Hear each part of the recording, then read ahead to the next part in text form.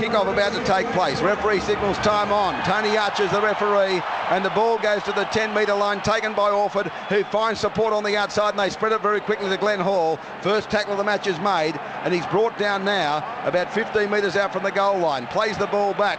It's there now. They'll play it back away. 20 metres out from the goal line. Can barely hear the referee in the background as they have the ball now. About 30 metres out from their own goal line, Manly, as Josh Perry dragged the ball forward. Brought down on the tackle, 32 metres out. Watmo, what an incredible noise is being made here. They'll play it back away now. It comes back away, 9 metres short of halfway. Fourth tackle kick came off the side of the boot. It's gone straight to Billy Slater's hands from the kick of Jamie Lyon. He goes across field. Matai, great tackle. Brought him down 15 metres out. Orford will be penalised. Made a second chop at him. No, they let it go. He plays the ball back to Turner. Got past Orford, but not Matai. He's driven back on the tackle now. 19 metres out from his own line.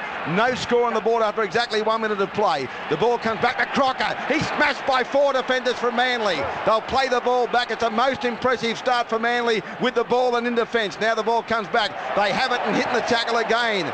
Jeff Lima, he's driven back, 28 out from his own line, fourth tackle, Aitken. The ball comes on the outside to White. He goes at the defence and he's held, fifth tackle, 35 out from the goal line. Plays it in centre field now. The acting half, Aitken, comes blindside. It came to Inglis, ordinary kick. It goes past the wing three-quarter into touch. He watches it trickle into touch. David Williams, 26 metres out from his own goal line. The scrum will pack down, Manly loose, Manly feed. 1 minute 30 seconds gone, no score on the board here for Rebel Sport. It's one of the best things that Manly do. They started that set of 6 after receiving the kick off in the Melbourne Storm. The kick downfield, Billy Slater didn't get them on the front foot. They were kicking on their own 40-metre line. It was a good chase from marker. Inglis with a pretty poor kick just slows it down. Manly are now about nearly on the 30-metre line off their own line. Emails from Bakersfield, California. Luke's in Dubai. Nice to have your company, Luke. And now here's the ball won by Manly. They come blindside. Jamie Lyons put down on the tackle. But gee, they're a vocal crowd. They'll play it now. Inside the 30, Williams blindside. Back to Glenn Stewart, a half break. He's up over the 40 before he's filled, 9 short of halfway. And he'll play the ball now, 5 in from touch, western side of the field. Ballon back to Kite. Kite for Manly. Goes up towards halfway, filled on the tackle. A metre short of halfway now in the 2008 NRL Grand Final. Ballon away to Warford. Then the pass to Perry. Perry's at the defensive Crocker and filled on the tackle. He'll play the ball back. There was another defender there, Greg Inglis, around the legs. Blindside quickly. Orford, fourth tackle kick. The ball goes... No, Slater got across there beautifully. I was about to say it's gone past him, but he's hitting the tackle by Brett Stewart. 9 metres out from his own goal line, and Matai as well. They send the ball back to Turner. He's put down on the tackle. 3 minutes gone, 0-all the score for Rebel Sport. Oh, this is sensational play from Manly. They had to start this game well. They're on the back foot at the moment, Melbourne Storm, but they're scrappers. They know how to hang in there. They'll play the ball back. It comes away on the outside of Inglis. They're going to try and spread it early. Came back away, and Anthony Quinn is put down on the tackle. The big man's on the touchline. Let's go to him right now. Big man, she's opened up well. Oh, it's been fantastic, Raj. Just out to say, we've been playing grand finals at this venue for a decade now. This is the best atmosphere I can recall here. It is brilliant. Here's the ball coming back away. The kick downfield now. Going back for it is Robertson. He'll pick the ball up now. He'll circle around inside his 10. Comes towards the 20. Straight line of defence, and he's put down just inside the 20. He'll play the ball back now. He does. 20 out from his own line. Stewart to Matai. Matai goes straight and hard. Broke the tackle, but brought down from behind by Folau. And will play the ball back 35 metres out from the goal line now. They go blindside. Watmo with it before he's put down on the tackle. He'll play it 2 metres short of halfway. Now they're about 10 in from touch. The ball comes from Stewart away to Orford. Turns it back on the inside to Kite. Kite runs at the defence of White. White and Kite meet, and they bring him down. Turner, the other tackler, and he'll play the ball back now. 42 metres out from the Melbourne Storm goal line. Ballon runs from acting half. Little gap there closed. Up in it in the tackle, and he'll play the ball back from Dallas Johnson. Fifth tackle, 31 metres out from the Melbourne goal line. Orford at acting half. Went to Jamie Lyon. Puts it up high now for Billy Slater. They're getting through. Jamie Lyons there. Slater took it magnificently, then lost it backwards. Picked up by one of his teammates who gave it to Inglis, who's put in the tackle by Williams and held up and driven back now.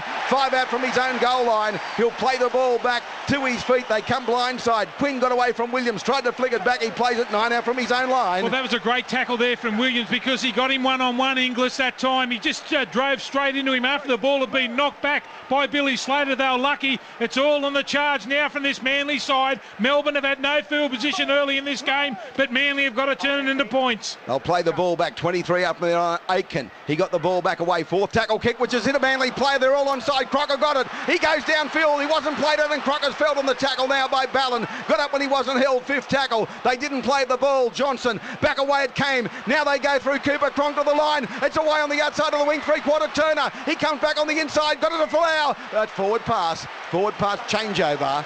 Last tackle mistake. Back it comes to Manly, 20 out from their own goal line. The big man's on the touchline for Westrock Osnack. Well, what a cracking opening. This has been absolutely unbelievable, the opening 5 minutes here. Very similar to what we saw last Friday night. It was the Sharks all over the Storm in the opening set, and then the Storm made one break, scored. Almost happened again then. Here's the ball with Manly. They'll run from acting half through Ballon. He gave it back away to Watmo. He's over the 45, short of halfway. No score on the board here. 5.5 gone in the 2008 grand final. The ball comes to Kite. Oh, high tackle. He'll be pulled out. Penalty.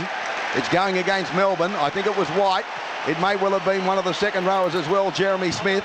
But the referee issues no caution, just as it was too high. And back they come, Manly, to have a kick for touch on the eastern side of the field. I think also Russell Aitken may have been involved in the tackle, so 3 of them there. I'm not quite sure who made the contact. And the Manly crowd getting right behind their team as Jamie Lyon peppers the touchline and finds touch 21 metres out from this Melbourne goal line. They've done well to start the game as quickly as they did after 2 Golden Point games in the New South Wales Cup. Won by Wenty, and then Canberra over Brisbane extra time as well, Toyota Cup, as the ball comes away, 10 metres out, back on the inside to Kite. He got away from White. He's still going, Kite. He's 5 out from the goal line before he's felled on the tackle by Crocker. He'll play the ball for Manly. 6 minutes gone here, no score on the board. The ball offered away to Matai. Matai runs into Falau and Turner. Turner came off the wing to make the tackle, plays the ball back from acting half they go. The ball to Orford. Away on the outside it goes to Jamie Lyon. He goes across field, got the ball to Bell. Bell's gone without it, locked it on. It's picked up by Inglis, who's tackled immediately by Lyon. Oh, nervous stuff by Bell. He'd overrun the ball, and a penalty goes the way of Melbourne. They wouldn't get up the tackle player. So that's a bad blue by the Manly side on the attack from 10 metres out. One of their more experienced players has come up with an error. Manly Storm 0-all the score for Rebel Sport, and he had a little bo peep at Greg Inglis and got a bit nervous. Well, a little bit of indecision there from Bell. He generally gets on the out ball there, but he did a good up and in tackle there that time, Inglis, and to compound the mistake that he made, they gave away the penalty, and that's a relieving one for the Melbourne Storm. They're under the pump. They march up to the halfway line. And they find touch on halfway. Aitken taps the ball, gave it to Lima, and Lima's hitting the tackle and put down by 3 of them. But this is the first time Melbourne have had the ball in Manly's half, and the game's been going for 7.5. Blindside they come to Smith. He's held on the tackle. Put down Jeremy Smith. 31 metres out from the goal line. He'll play the ball back, 10 in from touch. Western side of the field. Russell Aitken there. The ball comes on the outside to Dallas Johnson. Back on the inside to White. He got away from one tackle. He left Josh Perry in his wake. Perry rolled out of the tackle. He's up and okay. Aitken. The pass comes on the outside to Cooper Cronk. Inside ball to Dallas Johnson. He's taken in the tackle. 15 metres away from the Manly goal line. No score on the board. 8 gone here for Rebel Sport. Blindside to Inglis. Then the pass comes to Smith. He's almost through, but a tackle was affected by Glenn Stewart. He'll play the ball 5 out from the goal line. It is the 5th tackle. Aitken goes to acting half for Melbourne. The ball to Cooper Cronk. The right boot to it. It's going into the in-goal area. They go high and take it beautifully through the wing 3-quarter. Michael Robertson back for the optional restart at the 20-metre line. So Manly survived that one. The score's 0-all for Rebel Sport for Westrock Osnack. The big man's on the touchline. Yeah, a bit of booze there. That's because Falau fell over there. Whether he was tripped by someone or not, I'm not sure, but some of the Melbourne fans thought he was. He didn't get an opportunity there to contest the ball for Lau. I'll tell you what he did do. He argued with the touch judges soon. He thought he was taken out. He ran him off the ball that time. Stevie Maddai, you're allowed to do that. It was a great take. Here's Glenn Hall with the ball now. 9 metres short of halfway for Manly as they play the ball back. Comes back to Perry. Perry looks like he was rattled up in trying to make a tackle on White. He was up there fairly slowly. Plays at the metre inside Manly territory. Matt Ballon's going to kick it downfield along the ground to Billy. The kid, Slater, brings it 10 out from his own goal line. Manly, relentless, and first man there, Orford, 12 out from his own goal line. They'll play the ball back. Ballon's almost penalised. He didn't get off him quickly. Crocker, he sent the ball back away, and Orford makes the tackle again. They have the ball 21 out from their own goal line, the Melbourne side. There is 10 gone there. It's 0-all the score. It's a real arm wrestle as Lima makes a half break. He got past the tackle there of the lock forward in Glenn Stewart, and he's brought down 31 out from his own line by Josh Perry. He'll play the ball back to Turner. He goes for a little dash from acting half. He's put down fourth tackle, 10 metres short of halfway by Kite and Watmo. He comes blindside now to White. He's tackled well, 2 metres short of halfway by the lock forward again, Glenn Stewart. He plays the ball back. It comes on the fifth tackle to Cooper Cronk. He's going to kick it downfield, but the wingers drop back for it. Michael Robertson, he'll take it beautifully. 10 out from his own line. He winds up now, comes at the defence, tries to get on the outside of Geyer, then got a pass away to Williams. He's down the touchline. Williams, Geyer comes across in cover, and Geyer makes a great tackle, 9 metres short of halfway, and he'll get up and play the ball back. Good kick return by Manly. Steve Bell with it now, runs upfield, and Geyer came across from marker and crunched him to the ground. He plays it on the halfway. Ballon to Kite. Kite's going to go straight and hard to the 40. Good defence, and he's brought down 39 metres out from this Melbourne goal line. Plays the ball to Ballon, comes away on the outside to Warford. He goes across field. Maddie on the outside of Israel Folau, and he's lost the ball in trying to get the ball away on the outside of the winger Robertson. It trickled into touch, but it will be a knock-on against Manly. Oh, gee, they made a couple of costly errors inside the 30-metre area of the Melbourne Storm, and the scrum will pack down Melbourne loose and feed. We've had just on 11 minutes of play, 0-all the score for Rebel Sport. I'll tell you, he's having a blinder in this game. Brent Kite is really straightening the Manly side up in the middle third. They're doing things a lot quicker that time. Stevie Maddie got on the outside of Folau. Folau came again, knocked the ball out, but that takes away from their ball control. They need to concentrate. They've had all the field position, this Manly team. Haven't been able to score. They're absorbing punishment, Melbourne. Here's the ball with Melbourne after the scrum win. They have it now 22 metres out from their own goal line centre field. So just on 11 and a half gone, 0-all the score for Rebel Sport. They look forward to Justin Smith on the outside, who returns from that, or Jeremy Smith, I should say, who returns from that one-match suspension for the tackle that saw his captain go for the 2 matches. From acting half, Aiken goes at the defence, and he's driven back on the tackle now. He'll play it 5 metres short of halfway. He's not going to threaten them from there. They play it to Anthony Quinn. Quinn away on the outside to Lima. Lima's felled on the tackle. He'll play the ball back 45 metres away. Glenn Stewart made the tackle in concert with Ballon. Now the pass comes away to Dallas Johnson. Oh, great pass on the outside to a support, but there was a very good tackle by Kite as well, and they'll play the ball back to his feet now. Plays the ball back. It comes away on the outside. It was Brent White. Now Inglis is going to go to the air with a spiralling torpedo. Bit of pressure here for Stewart. He gets underneath it. It bounced away from him and over the dead ball line. Oh dear.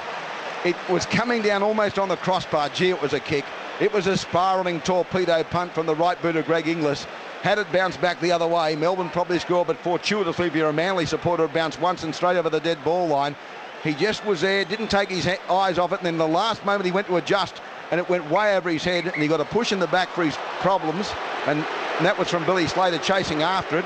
The crowd wanted a penalty, but they were never going to get one, as Bell, from the restart, took the ball from Ballon and put down on the tackle of Jeremy Smith, who's playing on this left-hand side of the field. From acting half, Brett Stewart's going to go for a scurry at the defence and put down 35 metres out from his own line by Russell Aitken. He'll play the ball just off centre field. They won't get off him. Now they do. Ballon sends the ball to Perry. Perry's over the 40. Comes at the defence of Jeff Lima and White and held on the tackle. 2 metres short of halfway. Dallas Johnson was around the legs. The other two over the top. Plays the ball back. Ballon reverses it. Comes back blindside to Stewart. Then it came to Jamie Lyon. Oh, there was a good tackle made on him by Geyer. And now he played it quickly. It went blindside now. Glenn Stewart threw a dummy at the defence. They're inside the 40. He's put down fifth tackle, 31 metres out. We'll see the kick come from Orford. The pass no back. It comes to Jamie Lyon. Puts up the high kick now, going towards Turner's wing. They're going to attack the ball through Slater. Oh, he took it magnificently, Slater. 20 metres out. He took control of the situation, went high above them and played it quickly to Aiken. Away to Israel Folau, who got past Maddie very easily. He should be making tackles like that, Maddie. Rushed up out of the line. No score on the board. 13 minutes gone. Gee, that was a good bit of football there from Billy Slater. He's been under the pump at the back for this Melbourne side, but he stood his ground that time. It was a beautiful take, and Maddie come up out of the line. Folau nearly got on the outside of him. Anthony Quinn, the ball back to White now. He's held on the tackle 10 metres short of halfway by Kite. There's another player around the legs. It's Ballon invariably. Bell was over the top with Kite. Blindside, Cooper Cronk to Inglis. Inglis comes at them all. There's a high tackle there from Glenn Stewart, and it'll be a penalty. They get up and start to throw, well, not punches, but just the arms about, flailing about Greg Inglis, but no harm done. He was tackled high, no caution given. The big man's on the touchline for Wesrock Osnack. 0-all the score, 14 gone. Yeah, that's a penalty, no doubt about it. I'll tell you the positives from both sides. For Manly, it's the start that Kite, Ballon and I think Orford has had. I think that's very positive for them. For the Melbourne Storm is the fact they've absorbed so much pressure in the opening 15 minutes, and now they're on the attack. They're a great team, Melbourne. Here's Smith coming at the defence, and I noticed Jason King's on the touchline ready to come on after about 15 as well. They'll play it back away. It comes from Aiken on the outside of Dallas Johnson. Then the ball comes back away to White. He's put down on the tackle. He will play the ball back now. 11 out from the goal line. They're going to come blindside. Aiken got the pass out the back to Inglis. Inglis runs at the line. Great tackle by Glenn Hall. Brought him down. 5 out from the goal line now. Melbourne on the attack. 0-all the score. Nearly 15 gone. Back to Cooper Cronk. Inside ball back away to White. He's filled by Josh Perry. 9 out from the goal line. To his feet. The other tackle of Glenn Stewart. Aiken goes from acting half. That's a forward pass. That's a terrible piece of play by the dummy half. A terrible, terrible piece of play. And Manly put him under pressure and he wasn't equal to it. And that'll signal now King to come on after this scrum. He can't come on for the scrum, but he'll be on straight after it now. The score is 0-all. 0-all the score. And we're coming up to the 16-minute mark now, just over 15 gone. And the first replacement we made for Manly. No sign of Beaver Menzies just yet. Emails coming from right across the globe. Look at these people listening to us in Florida. Nice to have the company there. Alex, where are you, Alex? Exchange student in Ottawa. Nice to have your company in Canada. Dubai. Or Qatar, actually. Doha. Natalie Galea is over there listening to the continuous call team. Good to have your company as well. And Mark, he's listening in Seattle in the USA. Here's the ball won by Manly. Goes on the outside of Brett Stewart to Maddai. He comes up the defence, tries to beat them, but he can't. 31 out from his own line, put down by Israel Folau. Plays it back to Brett Stewart. He'll run from acting half. Goes across field at the defence. Almost through them again, probing. And he's put down by Dallas Johnson and 2 others. 9 short of halfway, including Lima. He gets up and plays the ball back. Ballon comes open side. Turns it back on the inside to King. He's on now. And he's put down right on halfway. He'll play the ball back. Josh Perry's come from the field. Now Ballon sends it to Watmo. Watmo skirting wide. Got the pass to Maddo. Maddo's back on the inside. Oh, he almost got away from Dallas Johnson, but then the defence converged and brought him down. 35 metres out from the Melbourne line. 5th tackle. Back to Orford with a high kick now. A little bit of a test for Billy. The kid goes up for it and takes it. Oh, he's lost it. It's going to the in-goal area, but Gaia came up with a save and got it 5 out from the goal line. Well, he's reliable as the bank, but not quite that time. Well, I'll tell you what, they put him under all sorts of pressure. That's why I said the Manly side have got a great kick chase, and that's the second time Slater has fluffed it at the back that time. He knocked the ball back. Lucky Gaia was there right on the spot. It was heading towards the in-goal when Gaia dived full stretch onto it, and there's Gaia at acting half. Sent the ball back to Mick Crocker. Crocker runs at the defensive. Ballon and Kite and put down. 32 out from his own line. He'll play the ball back. 0-all the score here. 17 gone. Blindside it comes now to Smith. He's at the defence and held on the tackle. 8 metres short of the halfway line and 9 metres in from touch. Western side of ANZ. 5th tackle here. Gaia goes to acting half. The ball will come back. It's Inglis looking for a 40-20. It's going towards touch. Oh, Stewart has touched it just to slow it down. He picked it up inside the touchline on the goal line, comes back towards the 10, runs at the defence and held by Russell Aitken, and also the front rower Lima got through there quickly. That was good work. Now Jamie Lyon gave it to David Williams. He'll only know one way, straight hard. He's put down on the tackle now. 28 out from his own line. The score 17.5 gone. 0-all here as Orford gets it wide to Maddai. Maddai tries to stand them up. The winger wasn't on his outside, so he takes the tackle now. He'll play the ball back 11 short of halfway. Orford's got to come back to the open side. Inside ball to King. Oh, strong run by King before he's put down on the tackle. A metre inside Melbourne territory. Now Robertson's back on that left wing now. The ball comes to Orford to the line. Goes to the outside. Throwing dummy still going. Got the pass on the outside to Bell. Bell came away from them. Gaia covered him up on the inside with Smith, and Jeremy Smith brought him down on the tackle.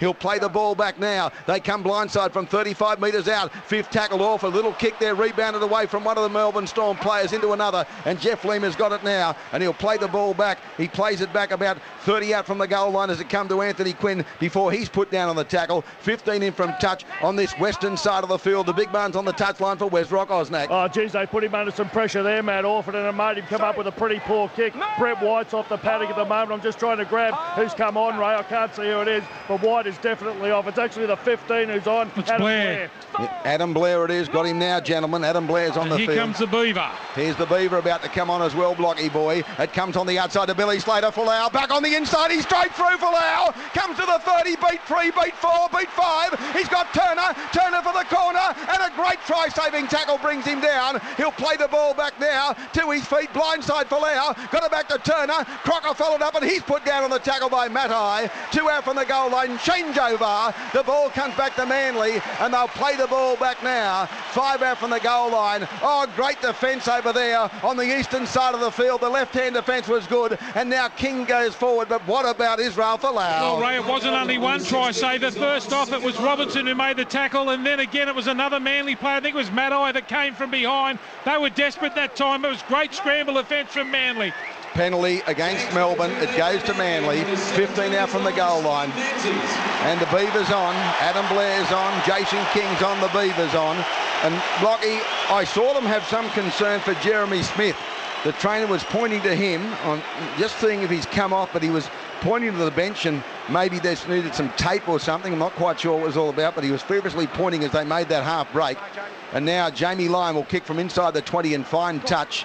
Downfield, 35 out from his own line. Do you reckon they didn't need that penalty? Oh, it was great scramble there from Manly. They had to hang on that time. The Melbourne Storm have been doing it the whole first half. The first real test there for Manly, and they came up trumps. 20 gone, 20 remain first half as King takes the first one up. Back to Kite. He's been really, really good in the opening 20 minutes before he's brought down. 2 metres inside Melbourne territory. No score on the board here. They'll come blindside Ballon. Away to Jamie Lyon. Gave the ball away to Glenn Stewart, but good tackle. Gee, Guy's been good on this left-hand side. In defence, he'll play the ball back now. Ballon, here's the Beaver. He comes onto the ball from 30 metres out, but he's lined up by the defensive Blair and put down, and he'll play the ball back to his feet now. Gets up inside the 30. Ballon gets it out wide to Orford. Orford in turn got it back to Stewart. Then to Maddai. Comes at Israel Folau. Takes him on the outside, but Folau's equal to the task. Fifth tackle, 12 metres out from the Melbourne Storm goal line. They'll play the ball back. Oh, Maddai's up very slowly to his feet now. Plays it. The pass comes back to Orford. He'll go to the air. There's the high kick from Orford. It's coming down in goal. Quinn goes up high. Jamie Lyon's there as well. The referee says no. Taken on the full. In goal by Inglis. Oh, how did he do that? I don't know. He had to turn around and chase Ray. There were two other players who appeared to have it covered. And one was Quinn and the other was Jamie Lyon from Manly, but Inglis has come up with a Herculean performance to get through the middle of them and come up with the ball. So now we have 19 to go first half, 21 gone. 0-all the score for Rebel Sport as the ball comes to Lima, I should say. He'll play the ball back now.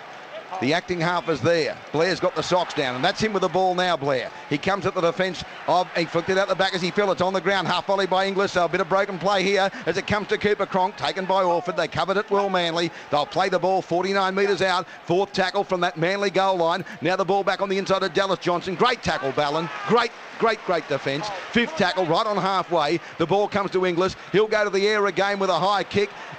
Too deep this time, and Williams will take it. Oh, on the fingertips. My heart was in my mouth. And now he goes straight through the middle. He's broken 3, 4, 5. He comes over the 40 and put down 5 short of halfway. Great kick return. Oh, that's what I'm talking about. That puts him on the front foot. Manly are playing the ball a lot quicker than the Melbourne Storm. Here's Chock Watmow with a good run too. They're 40 metres out now, Manly.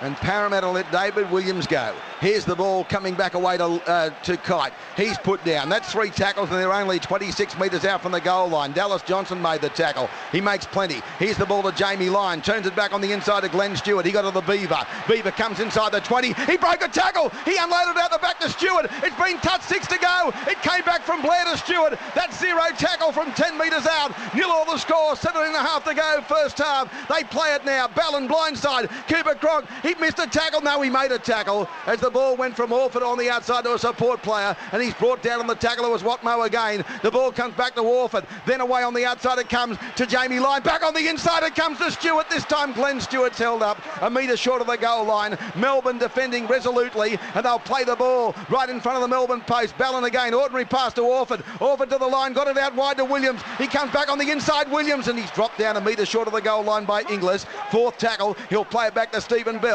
Bell, he sent the pass away on the outside to Orford. He turned it back on the inside to Stewart. He gave the ball to the Beaver. The Beaver flicked the ball out the back to Bell. Bell from the standing start goes towards the line and dropped down half a metre short of the line. That was the third. This is the fourth. He'll play the ball back now. Ballon's there. Blindside they go. Ballon himself. He's over. Try to Ballon. He scores the try. Matt Ballon. Hang on. He wants to have a look. This will be the fifth. I want to check the grounding. I don't think there's any doubt he got it down, even though they'll have a look at it. I think you'll find Matt Ballon from acting half has scored about 5 in from touch, western side of the field, to give Manly a 4-0 lead. But we'll go to the video referee right now for Manchester Unity, and we'll check the replay for Energy Australia. But I think he's got the ball down. Let's have a look. He comes blindside. He threw a dummy. He's almost there, and he gets it down. That's a try. Well, that sensational play there from Ballon. He's the man that came up with a couple of good tackles up the other end of the field, and the chase there on Inglis. Billy Slater tried to get the boot underneath. There was 3 players involved in that tackle. Greg Inglis was over the top, but what about the strength shown by Ballon? The show and go through the dummy on the outside, gets down, stays alive. Inglis comes over the top. Ballon comes down. Great strength shown. There's the foot there of Billy Slater. He gets enough down on the turf. That'll be a try to Manly. That's the opening try to Matt Ballon. That will be a try, and it'll be 4-0, 5 in from touch, western side of the field.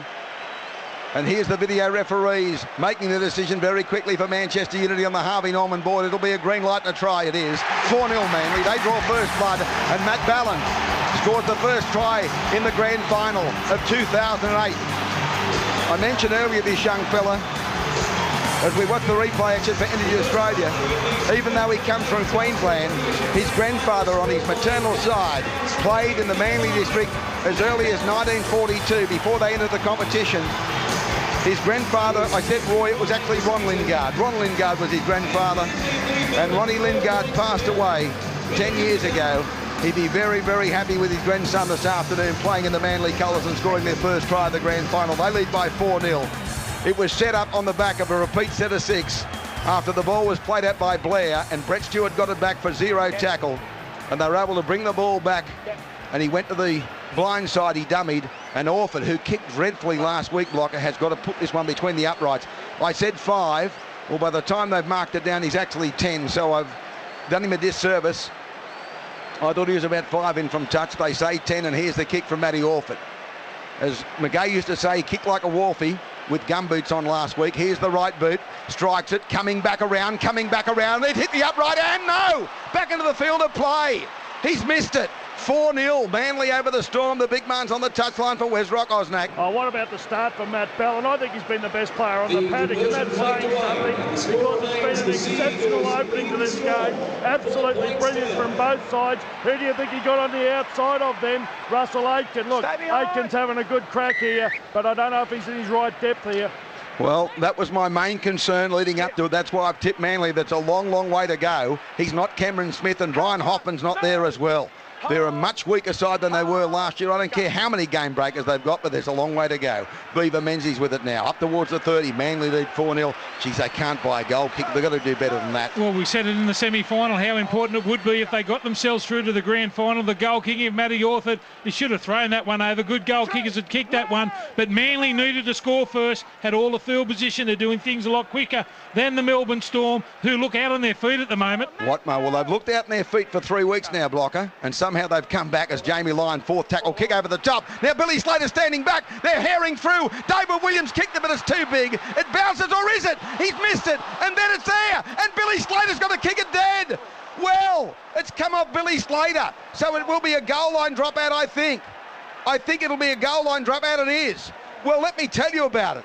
First of all, David Williams kicked it after it was kicked over the top by Jamie Lyon. As I watched the replay, little speculator, he was too deep, Billy, and he got through, got a boot to it, and you think it's going straight over the dead ball line, but as footballs can do, it bounced left, and then it stopped on its axis, and Billy Slater got there just before Stephen Bell and kicked it dead for a goal line dropout. Manly 4, Storm 0. That would have been a freakish try. Well, he needed to come back into the field of the play that time, Williams. It looked like he was going to get another touch on it. He couldn't see him coming behind him, Billy Slater, but he kicked the football dead in goal. Manly with another opportunity now, 30 out. I don't quite understand their tactics. They should have kicked it deep. They've tried to find touch, and they're only 26 metres out on the first tackle. Oh, King's put it down. King has carted it back and put it down, and as a result, the ball's come straight back away. There's been a half break by Kafusi before he's filled on the tackle. Gee, that's unforgivable on the first tackle when you get a repeat set of 6 like that. Here's the ball coming out wide to Folau. Folau comes at Matt. He's missed him again, and another one's missed him. He's down the touchline before Orford came across in cover. Well, Matt defensively a bit inept this afternoon when it comes to handling Folau. Oh, and then he came in with a swinging arm. Dear, oh dear, oh dear. And that was on Steve Turner, the winger. He should have been penalised. Matai, frustration because he's being made look ordinary defence by big Israel Folau. He's got over the top of him 3 times now, 12.5 from the break. Manly in front by 4-0. Now the ball, Dallas Johnson's gone to acting half. Kafusi, Antonio Kafusi's put down on the tackle. Good tackle by the Beaver. 25 out from the goal line, Stephen Menzies. Now the ball comes away on the outside, the number 16, Sika Manu's on the field. And Sika Manu's put down on the tackle. 11 out from the goal goal line, 10 in from touch. Russell Aiken back to acting half, 5th tackle. Back to Cooper Cronk, kicks across field now. Now Robertson's gone back, they come through. Oh, Robertson took it magnificently, and then he's away. He's outside the 10. Well, hang on. Oh, no, I know what he's done. No, good ruling, good ruling. He jumped from the in-goal area and took it in the field of play, so it has to be an optional restart at the 20-metre line. The referee's in front of me. Good ruling. Well, I tell you what, Israel Folau is having a blinder for the Melbourne Storm. Greg Inglis hasn't run the ball. He's just waiting back, going for the 5th tackle kick all the time. Gee, he's got to get his hands on the football and run it. That's why Tony Archer's the referee and I'm not. I thought about it after he made the instant decision. And you see, if you leap from the field of play back into the in-goal, it's a goal line dropout. But if you leap from the in-goal area to the field of play like he did, of course, it's an optional restart. Now the ball comes away on the outside of Watmo. He got the ball on the outside, and Matai just looks to be a little down on form, even with the ball in his hand as he's tackled by Turner. Gets up. Stephen Menzies from acting half. 4-0 to Manly. He's gone through. He needs someone running off his shoulder. Ballon on the 5th tackle. Goes to acting half. He's going to go blindside. Turns the ball to Watmo. Watmo's kicked the ball. It's gone straight to Slater. He's not the man to do the kicking. They've got to set themselves better than that because Billy Slater's come upfield before he's tackled. Aiden out from his own goal line. Manly lead by 4-0 for Rebel Sport. Well, Watmo's go is to run it on the short side and run powerfully and get a quick play the ball, not in the kicking game. That time, he couldn't believe his luck. Slater, the ball bounced to him on the first bounce and gets him on the front foot straight away. Kafusi got the ball back away, and now they have the ball, this Melbourne Storm side, through Sika Manu, who's put down on the tackle. He'll play the ball back, Sika Manu. The ball comes from Aiken, back on the inside to Crocker. He's filled on the tackle, 9 metres short of halfway by King. Now the ball comes away from acting half, back to the blind side. It's Geyer beating the tackle, and Geyer's gone straight through. Oh dear, there's a bad miss by Jason King. Plays the ball back, 5th tackle, blind side to Cooper Cronk. He's going to kick it away from the fullback, but it's going to bounce nicely up here for Brett Stewart, who's going to go straight upfield before he's tackled by Greg Inglis. 22 out from his own goal line. It's 4-0 Manly over the Storm. The big man's on the touchline for Wesrock Osnack. Well, Manly have had a terrific start to the game, but I really think they need to find a way of getting Brett Stewart into this game. He's been a bit quiet to my way of thinking here. Rest of the team playing great. This David Williams, I reckon he's going to play in the Australian side this year. He's that good. Here's the ball from Jamie Lyon, and Mark Bryant's on for Brent Kite, and he's put down on the tackle now. Right on halfway, Matt Ballon to acting half. Pumped the ball away. It came to Orford. He turns it back away to Ballon. Ballon saw a gap, but it closed quickly. 40 metres out, 5th tackle. He'll play it in centre field now. The acting half comes blindside. The ball comes back to Jamie Lyon. By G, it'll bring rain. It's coming down for Billy Slater. He's got plenty of time, but he seems to want to leave the ground all the time when he can stay on his feet and take the ball, and that's what's proven difficult for him on at least one occasion. This time he takes it beautifully. Oh, there was a forward pass, I thought, from Crocker to a support player, Quinn, who's put down 25 out from his own line. Oh, he puts himself under a bit of pressure at the back there, Billy Slater, as you said. There wasn't that a great chase there from the Manly team that time. They've used a number of kickers in this team in the first half. That time it was Jamie Lyon, but no pressure put on Slater for the last few kicks. As Crocker's put down now by Glenn Stewart, 11 short of halfway with Mark Bryant. They'll play the ball back. It comes back on the inside to Inglis. He's put down on the tackle again by Glenn Stewart. 5th tackle. Will they run it? Will they kick it? 9 to go. They trail by 4-0. Manly in front for Rebel Sport from outside the 40. The kick downfield by Cooper Cronk, but he's got a target on him here. Brett Stewart takes it 10 metres out, comes towards the 20, into the defence and taken to the tackle by Sukumanu and the number 17 Antonio Kafusi. You hear him being barked at by the referee about getting off the player. He plays it. Jamie Lyon away on the outside of this Williams fella, and David Williams is put down on a solid tackle now. He plays the ball by Israel Folau, and now from acting half they go, and Orford's almost away before he's fell from behind by Israel Folau and completing the tackle Kafusi. That should have been a penalty. He was pushed over after he made the tackle. Mark Bryant goes at the line now, takes them on, comes to halfway, and Crocker makes the tackle. That'll be the 4th tackle. Manly lead by 4-0, 8.5 from the break. The acting half is Matai. He runs at the defence, comes to Kafusi and put down on the tackle with Dallas Johnson. He'll play the ball, 5th tackle, 41 metres out from the goal line now. It's Manly in front, 4-0 with the football. The ball comes back away to Jamie Lyon. He kicks downfield. It's headed towards touch, and I think it's going to find touch as well, just short of the corner post. It was a kick meant intended for Michael Robertson, I think you'll find, but it's bounced into touch in front of the winger on that side, Turner. Billy Slater and Michael Robertson, the big man's on the touchline. He's there for Wesrock Osnack. 7 before half-time, or 7 minutes 50 before half-time, actually, and Manly lead by 4-0 for Rebel Sport, big man. Ray, when these two sides met about 8 weeks ago, it was a fantastic game, and Manly walked away from that game knowing they can beat Melbourne. One thing they have fixed today is their kicking game. Lyon's taken over the reins there, and he's kicked brilliantly today. That night, Orford was way off with his kicking game, and that's one of the differences you're seeing here. Here's Anthony Quinn with the ball from the scrum. By gee, they need someone to make a mistake there then in the field from Melbourne. And they were allowed a little bit of latitude by the referee in that set of 6. Kaufusi could have been penalised at least once for indiscretions. They play the ball inside the 20. They play it now. It goes away from Russell Aiken. Oh, a pass. It's been Kaufusi's lost it. It was a forward pass and it's a double knock on. All blocker. I heard you go, ooh, in the background. What was that for? Well, I don't know why they'd be trying to move the ball with only 7 minutes to go before half-time. The one-pass runner, it was Matt Orford who came up with a hit on Kaufusi, a much bigger man, outside in. It was a great tackle. This gives Manly another opportunity, 25 out. I think I said 30 seconds ago they want a mistake inside this area, and they've got it. 25 out, just off centre field. Here's Manly's best attacking opportunity since they scored that try through Matt Ballin. 25 out. Orford, base of the scrum, comes to line. Line goes on the outside, got the ball to Bell, sold him a dump, and he's put down on the broad of his back, I think, by Inglis, who gets off him now. Yes, it was. Now it comes away on the outside of Glenn Stewart. He's got past Inglis, who had a little bit of a jumper grab at him there. He'll play at 11 out from the goal line, most unlike Greg Inglis. He'll play the ball back. Ballin from acting half goes, gets it away to Orford. Orford turns it away to Stewart. Stewart got the ball out wide to Robertson for the corner. He got it down, but he may be in touch. Let's have a look. They want the replay. They want the replay, otherwise it's 8-0. With a kick that came a metre in from the eastern touchline. The crowd in that corner, they think it's a try, but I tell you what, it's too far for me to have a punt.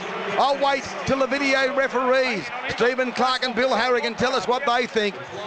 Let me have a look at the body language. He got on the outside of Turner, and then he came at the line, came. Oh, I don't know.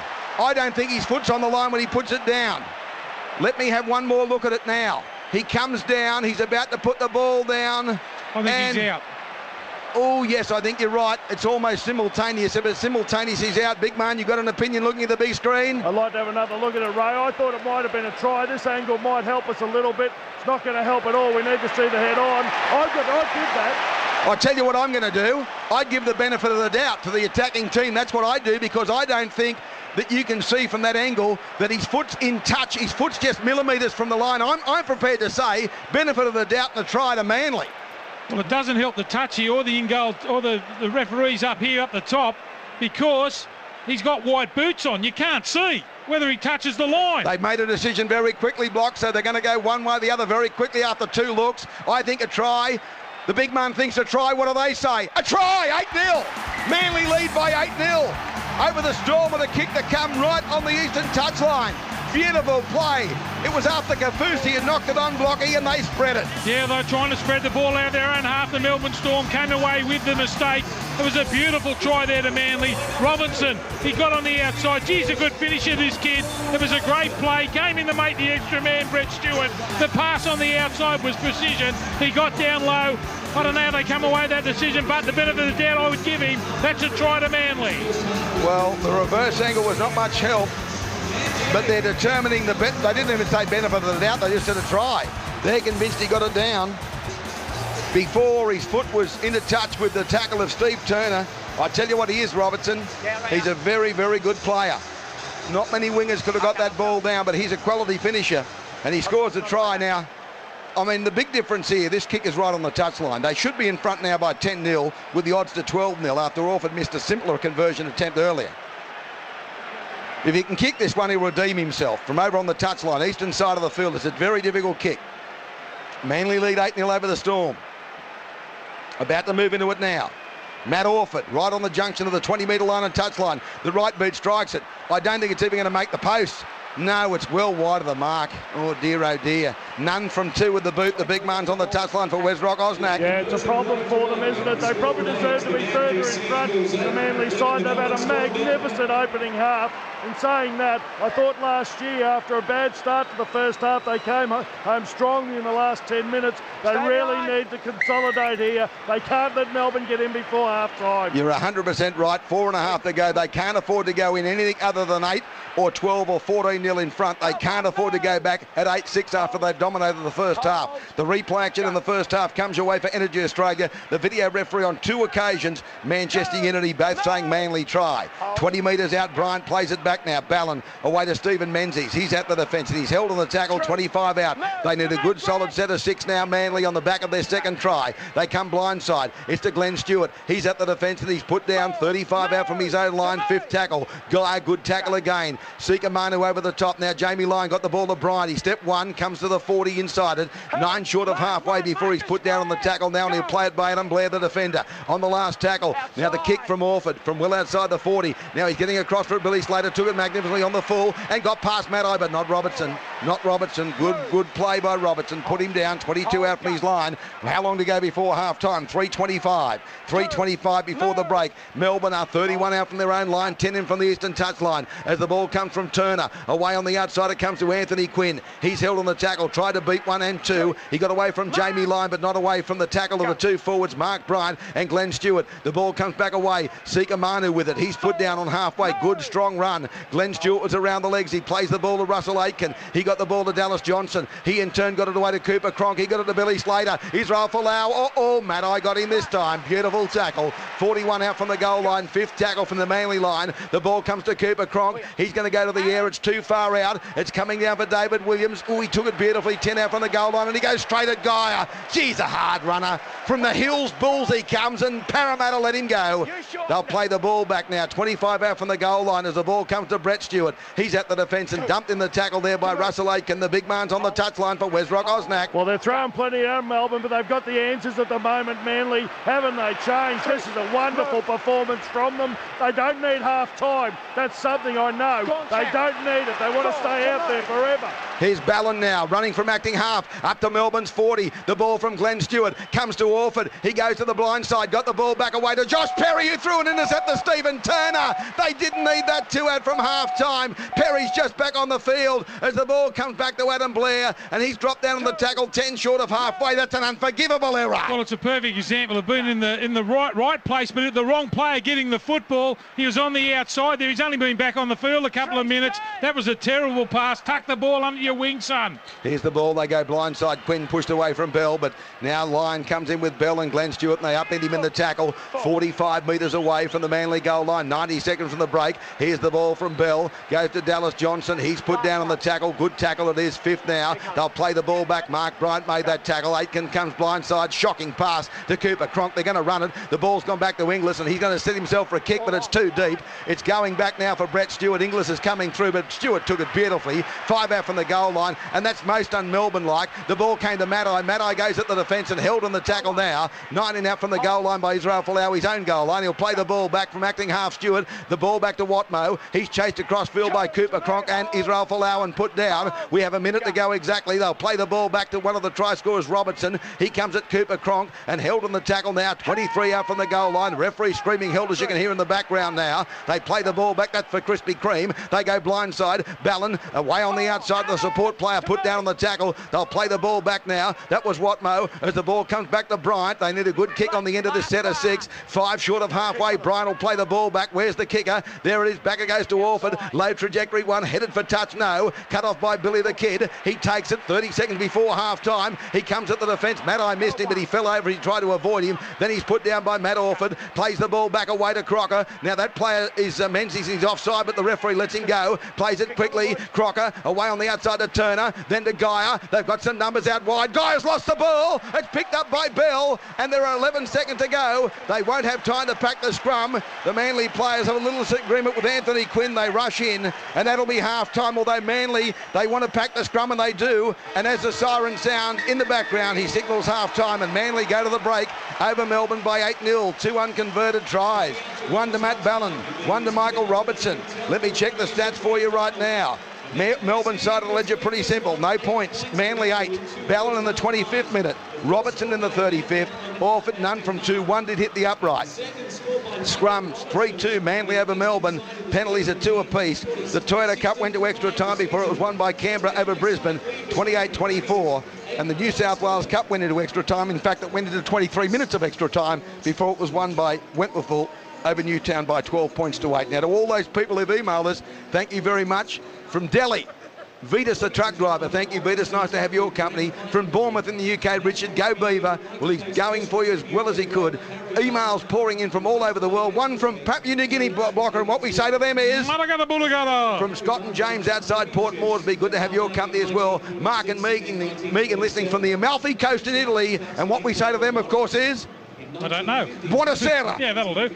Or something like that anyway. We'll take a break and back. Was that right, Pasolis? Is that close? You're Greek. You're close enough to Wiggly there. You can tell us how to speak. We'll take a break, back with more on the continuous call. Live from ANZ Stadium, this is the 2008 Telstra NRL Grand Final on 2GB 873. And welcome back. We've got listeners everywhere. Barry and Marianne Hare are in Turkey on the yacht Taroa 3. Oh, gee, listen, isn't it a wonderful world? We can get people in Turkey on the middle of the ocean listening to us. From Los Angeles, Michael, thank you for your company as well. 8-0 at half-time. Glued to the laptop in Kazakhstan, says Carl. Nice to have your company. 8-0 Manly over the Storm. That's the half-time score. Adam and Kate listening in Japan. We ordered Australian pies and sausage rolls from the net to eat while we're listening. A shout-out would be great. Well, Adam and Kate, you've got that. Michelle's in Switzerland, in Zermatt. Love the broadcast in Chicago, the Windy City, says Cheryl Fender. Listening from Gothenburg, Sweden. Go Manly, Frederick. You be happy because the score is 8-0. In Calcutta, under a tree, because it's the only place you can get reception. 45 degrees, says Gary. Thank you very much. Thank you very much, Gary. In Rio de Janeiro, Brendan. Give out to the shout out to the fellas in Bathurst. Thank you. From Turkey, Erkan. Nice to have your company, Erkan. Thanks for the live feed. On Exchange in France, says Mitch. I just can't believe the World Wide Web. Brianna's in New Jersey. Wonderful career, Matt Guy. You're right. Listening from Osborne Mine in Queensland. We're at work, can't watch it on TV. Listening through this in the bottom of a mine pit. That's unbelievable. From Maryland, the USA, Mark's there as well. And Gary says he's a Manly supporter, looking good so far. Another listener from Dailing in China, Robert, who's normally in Victoria. Morgan in Dubai, the United Arab Emirates. Go Manly as well. Peter and his son Harry listening online from Beijing. Go the Eagles. Will you be happy? Sean's listening to us as well. Nice to have your company. I don't know what part of the world he's in. From Delhi, I mean, Vitas the truck driver a bit early. He's there. And from Bournemouth, we've got a listener in Richard and plenty of others right across the World Wide Web. It's just fantastic. We can supply the service to all you people listening from all those parts of the world. I did get one from a young couple, a young lady, Kim, who's on her honeymoon in Hawaii. Kim. Aloha. I think you've got to take a long, hard look at yourself, Kim. And listen. Go to your husband instead of us. I think the honeymoon. Or the honeymoon may be over. Exactly. Don't worry about the honeymoon. The marriage could be over if Kim's and it's Kim and it's not a Kim boy, it's Kim girl that's listening to us in Hawaii. Anyway, they've done very, very well in the first half, haven't they? I think it's a dominant performance from Manly in the first half. They've done things a lot quicker. I think if they can get another try, it might be the ball game in this grand final. But the danger signs now for Manly, if Melbourne can get a try first in this second half, it's going to be a great finish to this game of football. I just think Greg Inglis has got to get his hands on the football a little bit more. I know I said it earlier in the game, but Folau is having a mighty game on that right-hand side for the Melbourne Storm. I think they should link both those players up. I think Inglis should play on that side. He's been playing predominantly on the left-hand side. They need something. The Manly defence has been absolutely outstanding. But what you've got to think about is Manly's had all the football, all the field position, 8-0. They've got a couple of tries. Goal kicking might be the tail in the end. Yeah, perhaps it will be. Big man, we can get you on the sideline before the PA gets it too loud. Your impressions after the first 40 minutes? Well, it's been a wonderfully composed effort from Manly. They haven't played any better football than that this year. That is a wonderful half of football for them. I think the Melbourne Storm's problem is clearly around the dummy half area. Lockie talked about the 5'8" English not getting involved. Well, he likes getting involved on the back of some quick play the balls and some turning the opposition around. They're just not running from dummy half. They're making no yards from dummy half, and they're forced to do it by spreading the ball wide. I certainly wouldn't be writing them off. They've got too much firepower here, the Melbourne Storm. They played pretty well, Melbourne, but Manly have just been outstanding. Noted about that. By the way, I'll check the halftime stats for us right now and see what's happening. I've got Dean in Greece listening as well. Let's check it. 8-0 at half-time. And none from two with the boot. No points for Melbourne. For tyre power, let me have a look. Yeah, completion rate's very good from both sides. 19 of 23 for Manly. Melbourne 16 of 20, 83 and 80% respectively. Line break 3 and 1. Missed tackles 23-21. Very, very even. Errors 5 and 4. 5 by Melbourne, 4 by Manly. Glenn Stewart's been unbelievable. He's made in the first half 25 tackles, Now, it's fairly even. Everything's even, Blocker. There's only, at the moment, 8 tackles the difference. 175 by Melbourne, 167 by Manly. The only thing that's not even is the score at 8-0. Yeah, and the other thing too, Ray, is the yardage by Manly. Now, they're getting quicker to play the balls. One-on-one, Melbourne had to defend 880 metres, and the Melbourne Storm only 686. Yeah, exactly. So they are making more use of the football when they do have it as well, but certainly they're doing well. Murat's listening in Morocco. Ballin's killing them. He certainly is, mate. He's playing particularly well. Kalamazoo in the USA in Minnesota. Thanks for the fantastic call. It's good to have you. In fact, no, Michigan, actually, Kalamazoo. It's good to have your company, champion. We appreciate it as well. Now, here's John. He's at Phuket Airport waiting for a flight to Bangkok, hoping it'll be delayed so I can listen to you. It's one of the few times people want to make sure they don't catch flights. So, mate, we hope that works out for you, John. But thank you for listening to the continuous call online. Listening from Victoria, British Columbia, Canada. I went there for the Commonwealth Games. It's a beautiful place, Victoria, Canada. Absolutely magnificent. In Rome, Greece says, come on, Manly. Well, they're leading 8-0 for you at the moment. From the Napa Valley, Brendan's there in California. How can someone else in Manly kick a goal? Well, you know, it's funny. I think that if they're looking for goal kickers, there's Jamie Lying sitting there as well. We need to take a break. We'll come back with more half-time. Manly have the Storm by 8-0. Live from ANZ Stadium, this is the 2008 Telstra NRL Grand Final on 2GB 873. Half-time 8-0, Manly over the Storm. Half-time, no sign of the players back. Block, I got an apology to make. You know, I said Kim was the bloke. I've just realised Kim was the girl. That Kim and Lynn it is, so it's a male Kim, not a female Kim on the honeymoon. Goodness. Thank you for your call on my honeymoon in Hawaii. Kim, you're the husband, Lynn's the wife. You've got to go back to your beautiful wife for your honeymoon, mate. I know it's absorbing stuff, but just turn us down in the background, will you, please? Phil's in Guangzhou. I could get it on satellite, but I'm listening to you, fellas, because I want to listen to you. Thank you, Phil. We appreciate that. Now, the other emails, look at these come in. From Malta, Anthony, great call. Anthony says in Malta, listening there as well in Dubai. I'm in Zone B, 143rd floor of the world's tallest building, listening to the grand final feed from my email here. Oh, mate, it's unbelievable. I just can't believe all of this. Stephen's in Colleton. Thank you, Stephen, which is in the western part of Sydney. Sam's in Italy. Thank you, Sam. Tristan, where are you? With my little sister Alice in Virginia Beach, USA. Come on, Manly. I just want to acknowledge all these people because they go to a lot of trouble. Let us know that they're out there. In Seattle, Washington, James, Louise, Ryan. They're all there as well. Thank you for the great call, they say. Thank you for listening. I'm not religious, says Kane, but I'm praying that Manly keep going. Go Manly. Roger from Bilgola in Korea, not Bilgola, which is on the northern beaches. He's up there. John says, we'll miss you all. Be listening, watching. Bit hard with the delay, but I'm enjoying it just the same. Thank you, mate. Go Melbourne. Who do you think's been their best player at half-time? Well, I don't think they really have reached any great height. I think Israel Folau's probably up there among them, wouldn't you think? Yeah, I think he's been their best. While for Manly, Kite, I think, has been outstanding, and Ballin, both guys up front for the Manly side. Okay, Kulan Island, working in a mine, says Josh, who's listening to us. Good on you, Josh. Nice to have your company as well. And to all the other people, Vito this time, where's he at? Vito from the Carl's Palm in Dubai. Gee whiz. Nice to have you with us as well. Mark is another part. He's in Frankfurt in Germany. Go Manly. Great to have the call. All you Manly supporters will be very, very happy with what's happening here up to half-time because it is 8-0. 8-0 the score. Just a reminder, race into Tyre Power today. All you people listening on the World Wide Web can't do that, but all our listeners here can do it. Race into Tyre Power, say hello and buy 4 new tyres. You could win one of 4 Ultimate Speedway experiences at Tyre Power, Parramatta City Raceway. Sounds like a wonderful prize. See your local Tyre Power Pro for all the details and big savings on Kelly, Toyo, Kumo, Pirelli and Falcon. Then just by getting a great deal on new tyres, you could be doing hot laps in the Tyre Power V8 Sprint car down there at Parramatta City Raceway for Tyre Power, while 10 friends watch from the fully catered corporate box LTPS 0808901. The new catalogue out now, by the way. That offer ends October 31. Say hello to your Tyre Power Pro by calling 132191, 132191, or go to the website. They've been there for 30 years in the business. Tyre Power, tyrepower.com.au. Richard's in Seattle, Washington. Go Manly. Dean's in New Zealand. Good on you, Dean. Nice to have your company. From Budapest, Bruce, Julie, Dan, and Kimberley. Well done, guys. Nice to have your company as well.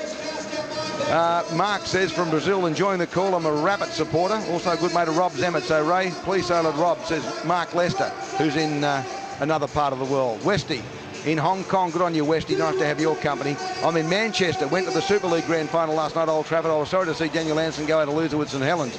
I'm listening in the UK with my 77-year-old granddad, Len Smedhurst, listening to the call back in Sydney. Good on you, Led, and Scott, your grandson. I'm glad you went last night, mate. Of course, There's a bit of mail that Daniel Anderson will be heading back here and maybe coaching in the western suburbs of Sydney. Take your pick, Parramatta or Penrith. From Houston, Texas, Greg O'Brien. Thank you for your company, Greg, as well. From Dublin, Snowy and Laura. We've got a mate who's not in Dublin. He's a bit further north than you in the island, not the Republic, but up north in Belfast. His name's Dan Roach. Big Dan, he'll be listening too. Good on you, Dan. Nice to have your company, all you people from across the world. Peter's our first listener from Cape Town, South Africa this afternoon. And in Croatia, Lauren's there. Thank you, Lauren, for listening to us. Listening on the net from Oregon in the USA. I'm a Manly supporter. Here's one from Morocco. I'm part of a UN envoy with Boutros Ghali. Gareth Evan and Oki Bliffen Duma. That's a G-up merchant called Cyril Hardpipes having a lend of it. Good on you, Cyril. I'll be very interested to see the crowd when they do post it as well. 8-0 Manly lead the way. The big man's down on the sideline. Well, I would think the coach, Craig Bellamy's been here before in these positions. He can certainly dig them out of it. But like you say, and like Blocky said, it starts with the dummy half and it's got to grow from there. Well, I think it does, Ray. I don't think there'll be too much panic in the Melbourne side because I think one of the positives for them is the form today of Israel Folau. He's absolutely giving Maddai a nightmare on that right side. And Maddai, for my mind, has probably been Manly's worst player. He's been trying to rush up and try and bash blokes. I reckon he's missed 7 tackles, Steve Maddai. I think there's still hope for this Melbourne side, but I do think they need to score first. Here they come. Cooper Cronk leading them out. Thank you. I can't believe what happens here. Jonathan sent me an email on the Rhapsody of the Seas on the way to Tahiti. My 12-year-old daughter listening to the call with her friends Ryan and Fraser. Go Manly, says Jonathan. I mean, it's not just good enough now to be in another part of the world. You can be in the high seas and listen to the continuous call team. In Qatar, Matthews there. Go Manly. He's in the Qatar building on LNG plant. Great call. Thank you, mate. Well, it's a great call if you're a Manly supporter, not so good if you're a Melbourne supporter. 8-0 down. Mark's in Tennessee. Wait and see now as they come out and make sure all is in readiness. Yes, it is. And to all you people, there are hundreds there I haven't acknowledged, but I try to get through as many as I can, like Josh from Denmark listening. Andy's in the UK at Fulham Broadway. I lived in Fulham back in about 1975. Clonmel Road I lived, Andy, in Fulham. Not too far away from where you are. Matthew's a gibber. He says, I'm in Karela. We've been eating cocktail frankfurts. Does that count? Matthew, whatever you want to do, son. Back out they come for the second half now. We're about to see the action at 8-0. Now, I've tipped Manly, but I'll tell you something, Blocky boy, I'm a bit nervous. Well, I don't know. They played dominant football in that first half. As Darryl said just before half-time, the worst thing that happened to them might be the half-time break. It could be good for them too. I think they might be with the breeze in the second half. It'd be interesting to hear from Darryl about that breeze, but it looks like the Melbourne Storm are running into it. Yes, and Melbourne have first use of the football here in this second half as the ball's kicked off by Manly. Manly defend the southern end of the ground, the northern end being defended by Melbourne. 20 out from the goal line as Dallas Johnson gave it on the outside to the number 15, Adam Blair, who's putting the Broadway back. Now got it to Slater as he fell. Then it came away on the outside to Cooper Cronk. He's put down by Watmo, and he'll play the ball back now, 12 metres short of halfway. Gets to his feet. The ball comes blindside as the ball comes from Aiken. Oh, Crocker. He sold him an absolute dummy. Watmo and Maddai were all over him like column animation, but then they gave a penalty away. Watmo had Crocker and that's just a dumb penalty. At 8-0, first set of 6, that was the 5th tackle. It was a penalty, and deservedly so. But he'd already made the tough tackle. He didn't have to go on with it. They tried to get him over the top. They got him on the ground, and then went over the top, put his forearm in the face of Crocker. Didn't need to do it. 5th tackle penalty. As dumb as they come, Watmo. You put the big tackle on. Here's Blair half through the tackle, and he's put down on the tackle by Bryant. They're 31 metres out. This could be catastrophic for Manly. Dallas Johnson sent it on the outside of Kafusi. He's put down 20 metres out from this Manly goal line, so they're on the back foot in the opening seconds of the second half as it comes to Cooper Cronk. Then the ball goes away on the outside to Sika Manu. He's put down on the tackle. He'll play it 9 out from the goal line now. As they get to their feet, the ball comes from Aiken. On the outside, Cooper Cronk. Inside ball, Kafusi. He's taken in the tackle now by Josh Perry. 10 metres metres out. Fourth tackle it is at the moment. They'll play the ball back just off centre field, blindside. Aiken to Inglis. Inglis double pumps, but they don't fall for the dummy. He's put down on the broad of his back now. He'll play the ball back. Beaver Menzies made the tackle. Fifth tackle. Do they surrender now? Cooper Cronk's going to kick across field. It's going deep into the in-goal area. They go high. Slater's lost it forward, and it's taken by Manly, but it's a knock-on against Melbourne. And as a result, it's back for the optional restart. And the two most relieved man there, particularly one, Anthony Watmough and Steve Matai. Yeah, I'll tell you what they would be too, because Billy Slater chased that kick there from Cooper Cronk. He got the first grab on it. He left the ground, and lucky for Manly, he is the man that knocked it on. Big Man's on the touchline for Westrock. Osnack at 8-0. Manly over the Storm. Well, just done play from Watmough. He's been good today, but there he's thrown another loose pass. He hasn't started the second half all that flash here. Watmough, he's just thrown a pass. Hang on, Darryl, he's saying a knock-on, I think, against Melbourne. Yeah, it's a knock-on against Melbourne, mate. Knock-on against Melbourne. Play the ball. Play the ball.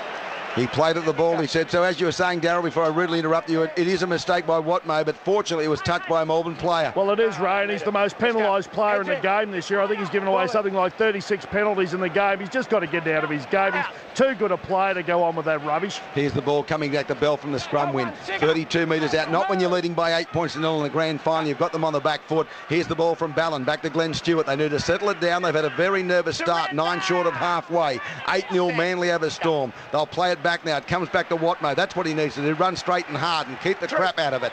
And now, they were thinking about twisting his head there, particularly Blair. They're going to go blindside Ballon. He's going to steal about 15 metres. Oh, he's hit by Crocker high, I thought, who was offside anyway. Orford goes to acting half. He gets away from Crocker. Gave the ball back to Perry. In the centre it comes to Menzies. Menzies broke 1-2. Got the ball to Stewart. Comes to Matai. Runs it for Lau. Got the ball, but it's into touch, Matai. Deary's having a terrible game.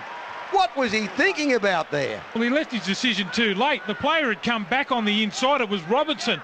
He just tried to take the ball on the outside. They just got into the slide that time, the Melbourne Storm. He's got on the outside of Folau a number of occasions in this game, but just ran too many yards that time. Tried to cut the ball back inside, passed it straight into the Melbourne Storm player. Well, you just can't afford. They're making silly mistakes now. He's explaining to the Manly players that they lost the ball forward and then it's put into touch off a Melbourne player who didn't play it anyway. So it was always going to be a Melbourne loose and feed as Folau goes at the defence and dropped down on the tackle. 15 out from his own goal line. Now Manly, they made none of these dumb errors in the first 40 minutes. The game's only been going now for 4.5 minutes and I'd say they've come up with 4 dummies. Well, all they've got to do, Ray, is get to their kick. They don't need to put in all this rubbish into their game, what they've been doing. Watmough showed what to do. Take the ball under the arm after he made a couple of errors early and make the yards. Get to your kick. 12 short of halfway. The tackle affected on Kafusi now. Now they're out of acting half. Aitken. He's taken by Bryant and Ballon. Fourth tackle, 5 short of halfway. They'll play the ball back in the 2008 grand final. 8-0 the score here to Manly as Inglis gave it away on the outside to Sika Manu, but he's well marked out wide by the defensive Bell and around the legs with Jamie Lyon. 5th tackle. They're 41 out. Guy went to acting half. Ordinary pass to Inglis. Inglis put up a high one. It's a shocking kick. They won't need to attack the football. They just need to let it bounce and hopefully it'll bounce about 30 metres out from the line. It does. They palmed it off. They're offside. And now, let me just... penalty. Yeah, it is a penalty because they're offside and they palmed it back. But let me just say something to you. He was always going to give the penalty. Listen to this. Anthony. Now, Watmough again. Listen to this. Matt. Yeah, just tell him. I know what's happening. Right? See, Watmough rushed into the referee and touched him and said penalty, penalty. I mean, shut up. Play the game. Keep your trap shut. To me, boys. I mean, it's half pie inclined not to give the penalty when blokes start tipping to him like that. Just play your game, Watmough. We know you're a great running forward. Do that, son. You're leading 8-0. Here's the ball, finding touch from the penalty, 5 short of halfway. What happened? Manly were there waiting for it to bounce, and all the Melbourne players who were in front of Inglis were inside the 10. So they had to give a penalty, but Watmough wants to tip to him. Here's the ball back to Perry. He's put down on the tackle. 40 metres out from the goal line, centre field as Crocker comes in over the top. Aitken there as well as Ballon got the ball away to line. He got it out the back to the Beaver Menzies. Menzies got a great pass to Bell, but great defence out wide, brought him down, and he'll play the ball back now to his feet. The acting half, Quinn, made a very important tackle. Come to Glenn Stewart, then the pass on the outside to King. He's put down on the tackle, and he'll play the ball back now to his feet. He'll play it back about 20 out. In fact, was it Bryant? Yes, he plays it back. It was Bryant. My apologies. Here's Orford. He's going to kick now. Getting through quickly. Robertson. He'll score. Try. It's a try. 12-0. 12-0. He wants to have a look but he got it down. He got it down for your life. He got it down just in front of the pursuing Slater. I'm prepared to say it's a try. Without the video referee, 12-0. Manly over Storm. Not official yet. They'll have a look at it. He did magnificently well too. There's no doubt that he's onside. I think I'm with you, Ray. It's a try. What about the bounce? There was a little grubber kick put in behind. The Melbourne Storm defence had come up. The kick in behind. They're all onside. There's no doubt about it. That's great understanding between these two players. Have a look at the Melbourne Storm going into the slide now. They had to turn around and chase. Watch this ball bounce up. Robinson right on the spot. He puts it down. There's no doubt. That's a try to Manly. There was never any doubt in my mind. The green light will go straight up. They'll lead 12-0, and Matt Orford will have the kick about a half a metre in from the western touchline. Get out of my way, 1-9. I'm practising the kick. He'll have a kick about a half a metre. Thank you very much. Swing slow and watch it go. In fact, they've sacked the kicker. Matt Eye's having a kick, and probably a good reason to do it as well. Here comes the green light now. It's a try. On the Harvey Norman board for Manchester Unity. It's a try. Don't start celebrating too much, you Manly supporters, just yet. I'll tell you why. There's a long way to go. And you're playing a championship football team. Don't write them off. You do it at your peril. There's 33 minutes to go. 33 long, hard minutes to go. Don't start celebrating yet. Don't get too cocky. It's a lovely position to be in, but a converted try makes it 12-6 if he doesn't kick the goal. And they're within a converted try despite the dominance. What a kick by Orford. What a magnificently weighted kick.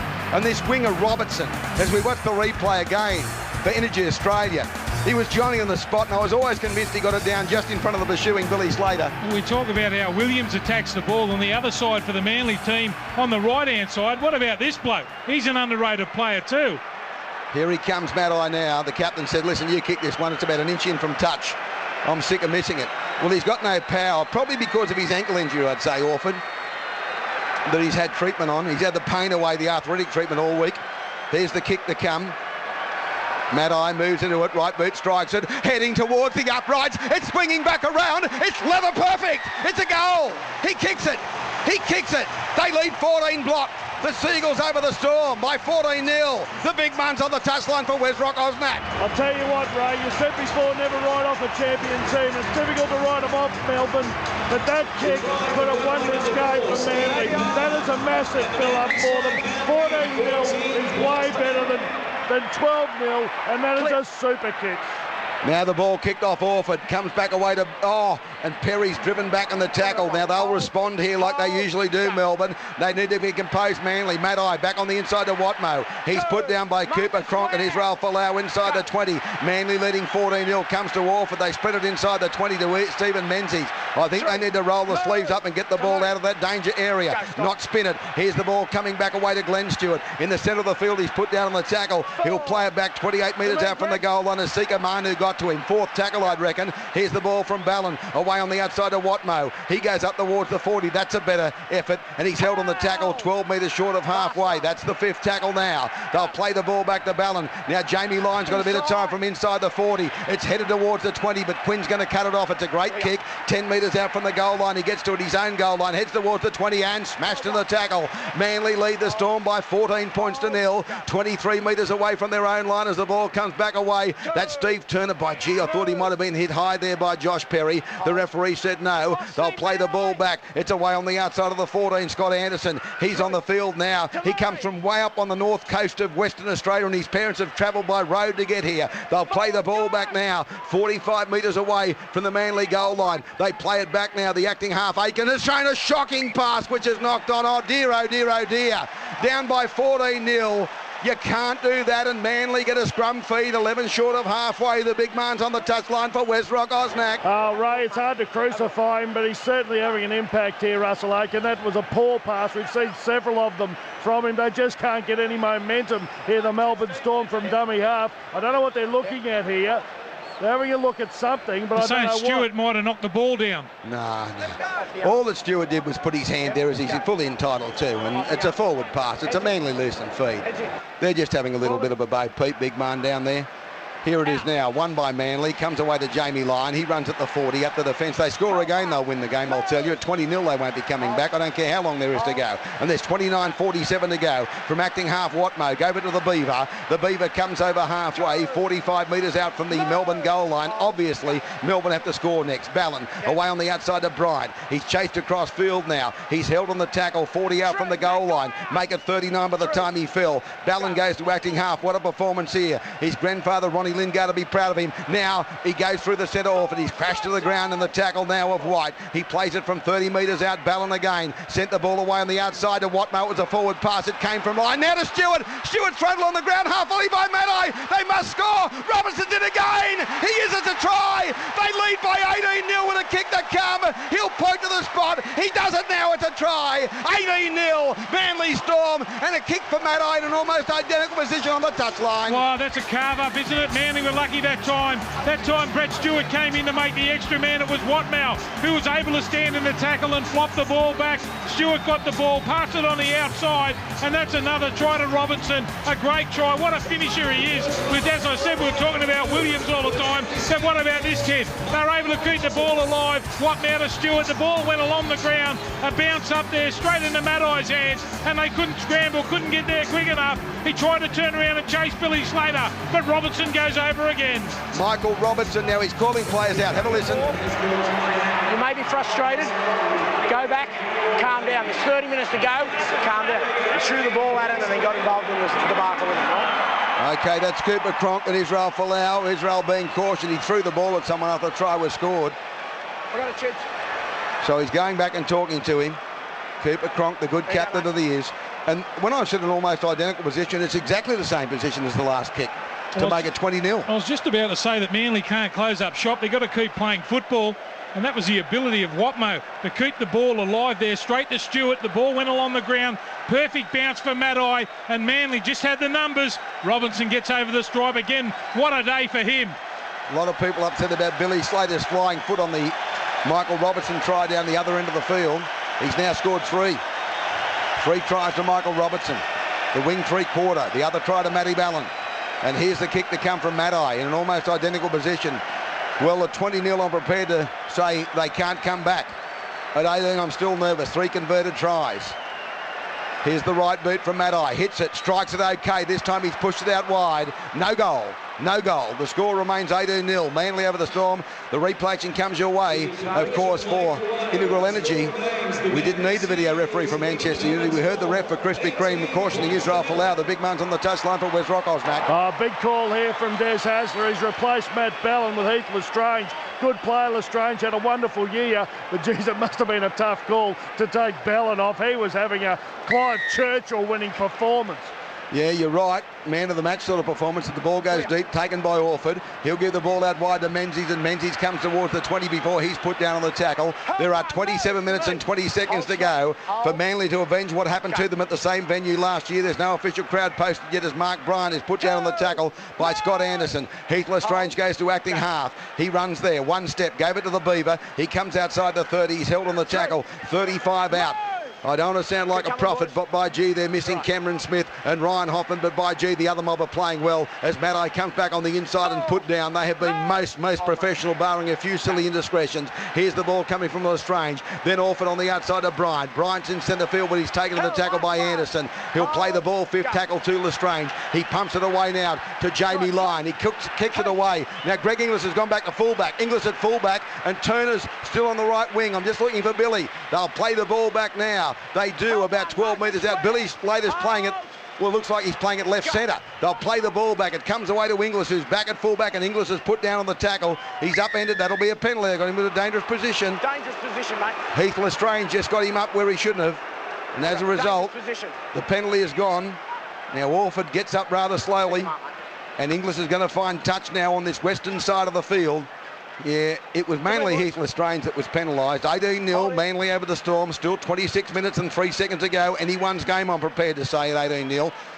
I'm not prepared to write them off yet. 2 metres short of the halfway line and 18 in from touch. They'll play it back to Slater, who's getting in closer to the action. Now the ball goes on the outside to White from Dallas Johnson, but Lestrange's there. Kite's back on the field and Menzies there to complete the tackle. He'll play it 42 metres out from the Manly goal line now. Billy Slater's gone to acting half. Well, that's a forward pass, I thought, on the outside. The touch judge has missed it. They'll play it 35 out from the goal line as the ball came away to Jeremy Smith. Then the ball from Billy Slater. That's why Inglis is back at fullback. Now the pass on the inside to Crocker. Got past Menzies, but he's taken in the tackle now by Glenn Stewart. He's been very good again all day. Top tackler first half with 25. Slater to acting half. The ball comes on the outside to Israel Folau. He beats them again. Across in cover. He beats Stewart. He got up. He went again. He's now up 2 metres out. When I say Stewart, it was Glenn Stewart, not Brett. Fifth tackle. He'll play it back to Turner. Melbourne on the rampage. Back to Cooper Cronk. He kicks towards the post. They go high. Oh, plucked out of the air magnificently by Jamie Lyon, I think. He's come up with the ball in front of his own post. It was him. And now the ball comes to Robertson, the 3-try hero, who's put down 10 out from his own line. The big man's on the touchline for West Rock Osnack. I've got answers for everything here, Manly. This has been a wonderful performance from them. Jamie Lyon, since he's come back from injury, has been the difference. He's turned this side around. His kicking game today has been fantastic, as has his general play. He's having a blinder. Okay, I'll make a statement at the end of the game in relation to the way Melbourne handled this lead up to this game. And I'll tell you then why I think they've been down on how their form should have been today. Here's the ball now. 18-0, Manly over the Storm. 9 metres short of the halfway line and 10 metres in from touch eastern side of the field. They'll play the ball back. Slater's at acting half, as I've told you. Quinn, first receiver. The ball goes to Turner, so the two wingers heavily involved and he's put down. You know you're on the ropes when the two wingers are first receiver and second receiver. When you're down by 18-0, they need to roll the sleeves up, and here's a bloke that might do it. That's Anderson going forward, big Scott Anderson. He's put down 42 out from the Manly line. 24 minutes to go. Oh, Billy Slater's thrown a forward pass. Oh, play on, he said. No, thank you very much. The touchy's come in. The touchy's come in, you're right, Blocky. He said play on, and then the touch judge on this side of the field, I think it's Steve Chitty, said no, sir. No, sir. It's a forward pass from the dummy half. The big man's on the touchline for West Rock Osnack. Yeah, look, they've tried desperation measure here. They've decided to throw Billy Slater into dummy half, but it hasn't worked. He's been there for about 5 minutes and made about 3 mistakes. He's thrown 2 passes that have rolled forward. I don't know what the story is here. A little bit of panic, I think, might have set in here. Well, there's Cameron Smith shown on the giant screen and being booed by the pro-Manly crowd. And I'll make the statement now, Darryl. I'll get a comment from you. I think Melbourne have handled this Cameron Smith thing disastrously. First of all, there was the rant and rave from the coach and the chief executive, and then when they needed to actually apologise for what they said about them being cheats, they didn't do it, and I think that dragged it out all week, and I think that's why one of the reasons, apart from Manly's great form, they're down 18-0. The chief executive and the coach, you lay the blame at their feet because they should have apologised. They should have buried the matter and got on with the game. Here's the ball now with Manly as Kite got up and took the ball forward. The big man's on the touchline for West Rock Osnack. I'm with you, Ray. They have handled it poorly right from the start. I mean, they've been lucky to get here. Really lucky to beat Brisbane. And on the back of that, they've just, I think, stuffed it up from there on in. Here's the ball to Glenn Stewart, fourth tackle. Last time someone scored 3 tries for grand final, we've got to go back to Super League when Stephen Off did it for Brisbane against Cronulla. Now the ball comes back the other side of the ruck to Stewart. Stewart stands there, takes the tackle. That'll be the 5th. He plays it back 25 metres out. It lingered and it lingered and it lingered like a bad odour around their club when the chief executive should have buried it and said we apologise. Here's Maddai getting the ball wide. Turn it on the inside to Menzies. The ball back to Watmo. He gave it back away. Brian stands there. Got the pass back away to Lestrange. Went to Kite. He's under the post. Try. Kite gets it down. That's the ball game. That's the grand final. 22-0. Kick to come up in front. Manly, ladies and gentlemen, win their 7th championship. What about that for the Manly? Just keep playing football. They just keep pouring on the pressure against this Melbourne Storm side. And Brent Kite gets across the stripe. Did you see how quickly all his players and teammates ran over to congratulate him? That's a great try. The ability to stand in the tackle and keep the ball alive. They're out on their feet, the Melbourne Storm. A lot of uncharacteristic mistakes from their game today. But Manly, back inside Maddai it was. Menzies keeps the ball alive to Watmo. King it was who stood in the tackle, offloaded the football, and it was to Lestrange. As soon as the ball went to Kite, it was all over. Too big, too strong, scores under the post. And the score's 22-0 as he put it down right at the eyes of Tony Archer. Steve Maddai will make it 24-0. And with 21-25 to go, Manly just have to keep focusing and focusing and focusing on what they're going to do for the next 20 minutes, and then what they'll do for the next year as Matt converts from in front to make it 24-0. And I really do believe it's one of the reasons I tipped Manly to win. I thought that Melbourne hadn't laid to rest the ghost of Cameron Smith in terms of the judiciary. If they'd apologised like they should have, and that stupid Wally Waldron saying, we'll apologise after the grand final. Too late, mate. Defamation court for you. You can't call decent people's cheeks and get away with it in Australia. Here's the kickoff coming from Turner. Goes deep now, taken by Jamie Lyon. He gives the ball to Kite, and Kite will bring it back towards the 20. He's put down the tackle. So 5 tries, 3 of them scored by Robertson. He can create history by scoring 4. Kite plays the ball back now. Heath Lestrange, who was vital in that try. So was Mark Bryant. The big man's on the touchline for Wes Rockos, Mac.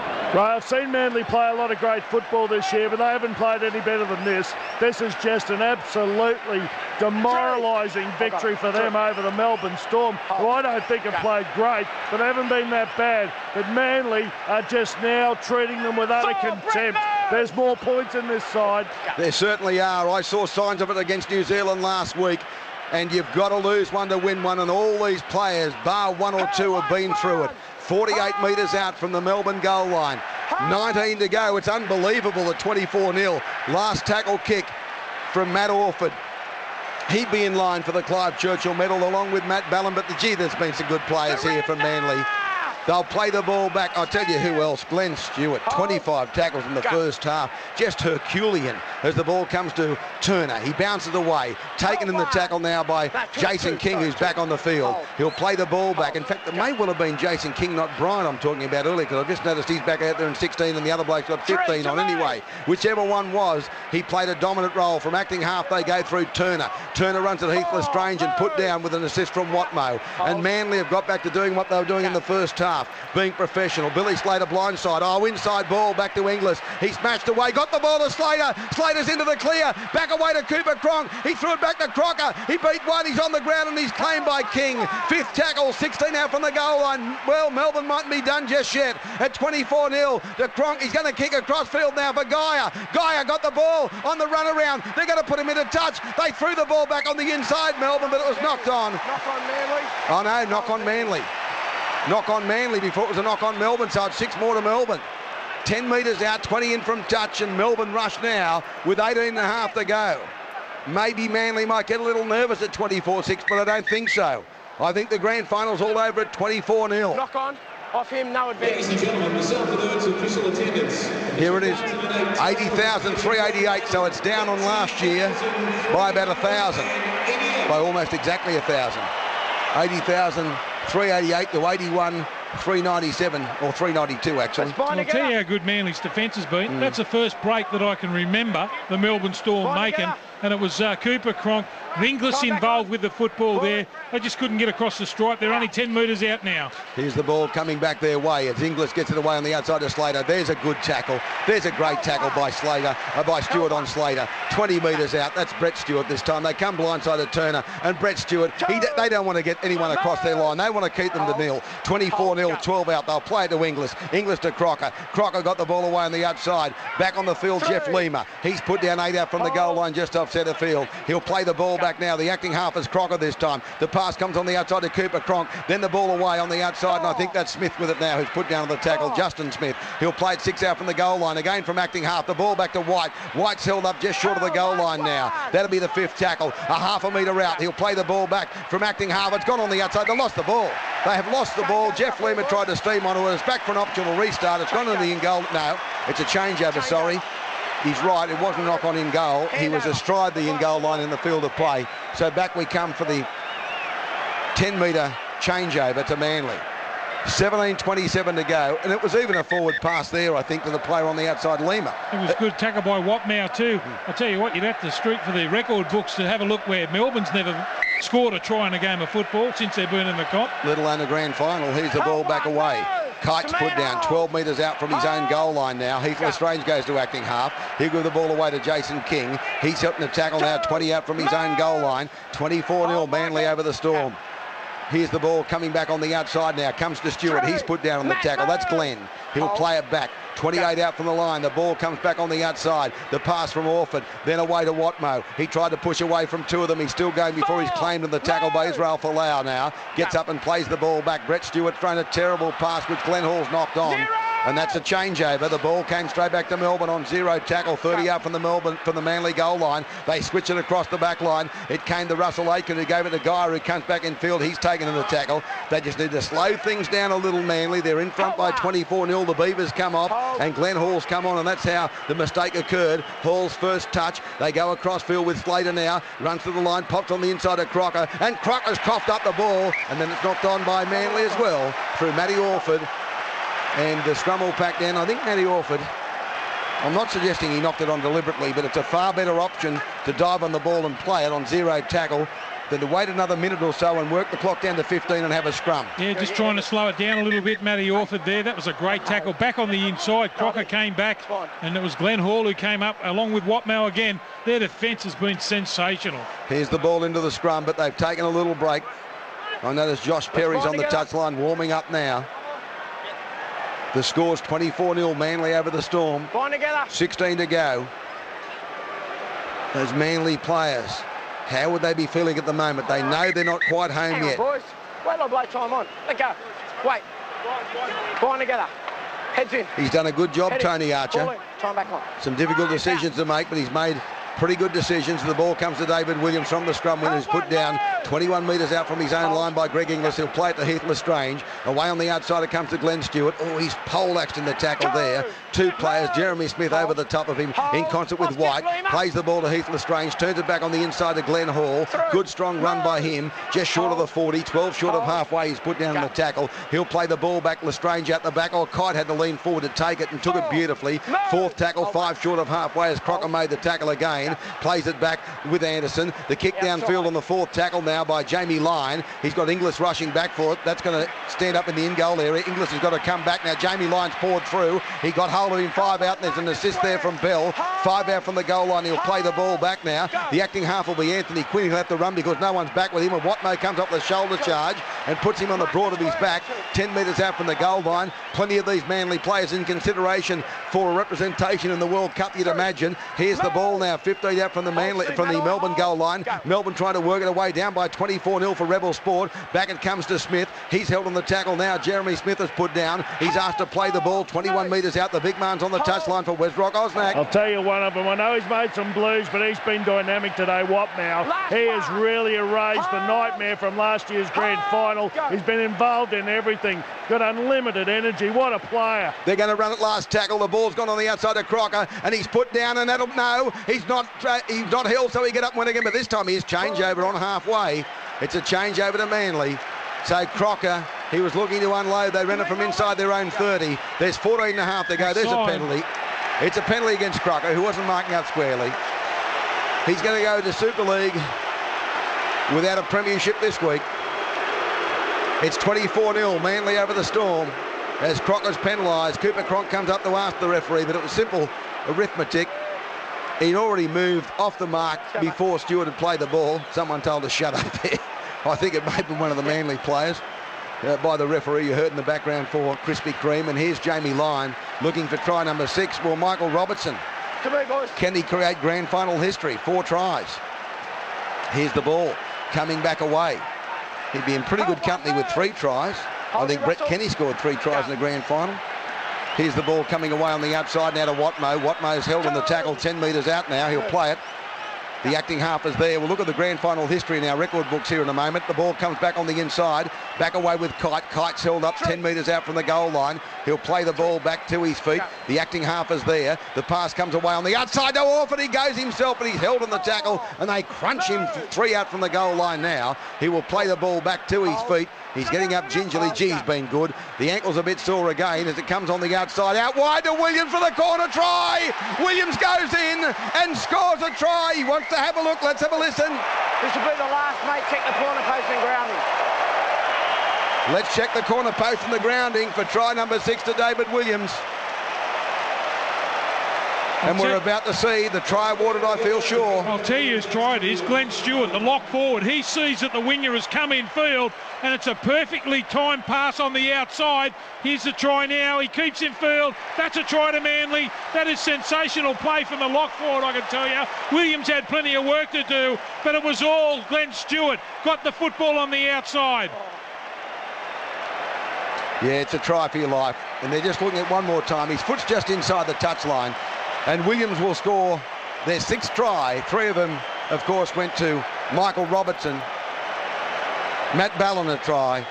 Brent Kite a try. And now we're about to see a green light and a try, 28-0. Kick to come from Steve Maddai over on the eastern touchline, right on the touchline. And they can start celebrating now, Manly. Those that were a little fearful at 24-0, at 28-0 can go right off. And they are really, really enjoying this. Well done to all you Manly supporters downstairs. Congratulations, sir. You with the grey hair with a beautiful woman sitting next to you with your headsets in. Well done. Congratulations.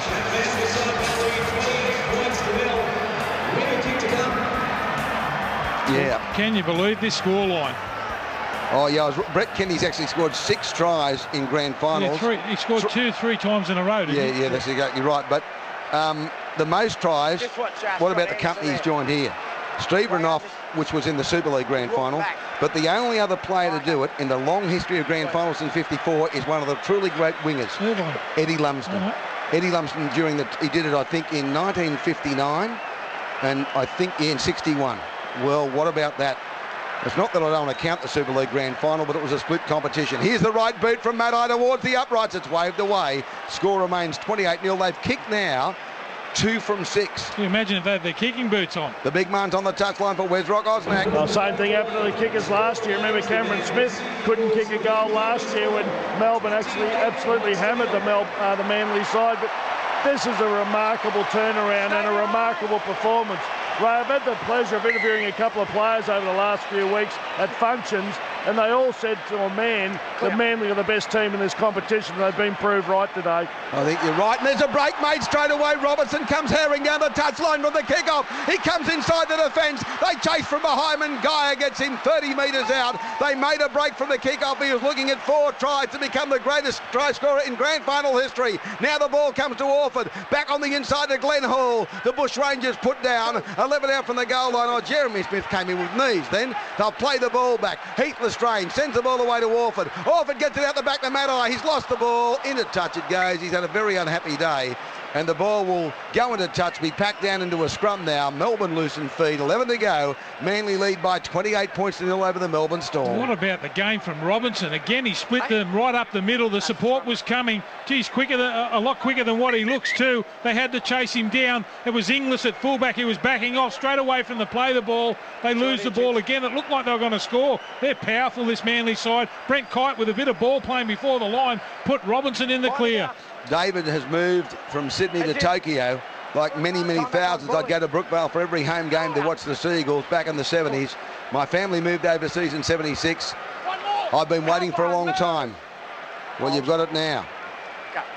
Of course, the biggest win in a grand final, you've got to go back to 75 when the Roosters beat the Dragons 38 block. This is, I think, the second largest margin so far in a grand final. And maybe they're not finished yet at 10 to go and 28-0 for Rebel Sport as Melbourne win the scrum and work the ball up towards the 40-metre line now. They'll play it back. Aitken away on the outside to White. White's held on the tackle now, 6 metres short of the halfway line. He'll play the ball back and to his feet he gets sloppy. Play the ball. Aitken did well to pick it up. Got the ball to Cronk. Back on the inside to Crocker. Mick Crocker's had a huge game. Got it back to Cronk. Cronk comes back on the inside, but Jamie Lyon, who's had a very, very, very good game as well. He'll play the ball back now to his feet, Cooper Cronk. Got the ball to Aitken, back to Billy the Kid. The kick downfield, the chant goes up from the fans, and they're going to find touch here. And the kick was a nothing sort of kick. With 9.5 to go, finding touch, and I'll tell you what Manly will do. They'll be in absolutely no hurry to pack the scrum. And even the Melbourne players walking to the scrum 10 metres out now. It's almost an English-type atmosphere here, English soccer, English football, with Manly. The scrum will pack down. Manly loose, Manly feed. And Beaver Menzies has headed up into the tunnel. I just noticed him there on TV. I reckon Desi would put him on for the last 5, wouldn't he? I'm in a chat room full of Aussies in London just to bet Parramatta supporter 50 quid Manly will win. I'm looking okay. I think you might have the money. Collect. Anyway, here's the ball into the scrum from Matty Orford. I'll be fascinated to see who gets the Clive Churchill medal. Oh, let's have a vote among the continuous I'll calls. go Kite. You go Brent Kite. Gee whiz. I'll have to think about, put you on notice there. What about you, big man? You got a thought? Yeah, I'm going to go Jamie Lyon. I think he's been superb tonight. Well, I'll have a bracket selection. Glenn Stewart and Jamie Lyon. Just in front of Ballon and Kite, and oh, how good have they all been? Look at the Beaver. He's loving it. Yeah, gee whiz, I'm just thinking about all these players. Robertson, 3 tries. Matai and Bell been fairly quiet. David Williams has been great in the first half. Kite's been fantastic. You know, in those early exchanges, you're right, the first 20 minutes, gee, Kite was good. Glenn Stewart's just gone all day, and he's going to see out the match. Yeah, no, I'm happy enough with Lyon or Kite, but Lyon or Stewart, Glenn Stewart, but he deserves a place in this World Cup side, this Glenn Stewart. Oh, I hope so. Gee, he's played well. He's been the form back row of the whole competition all season.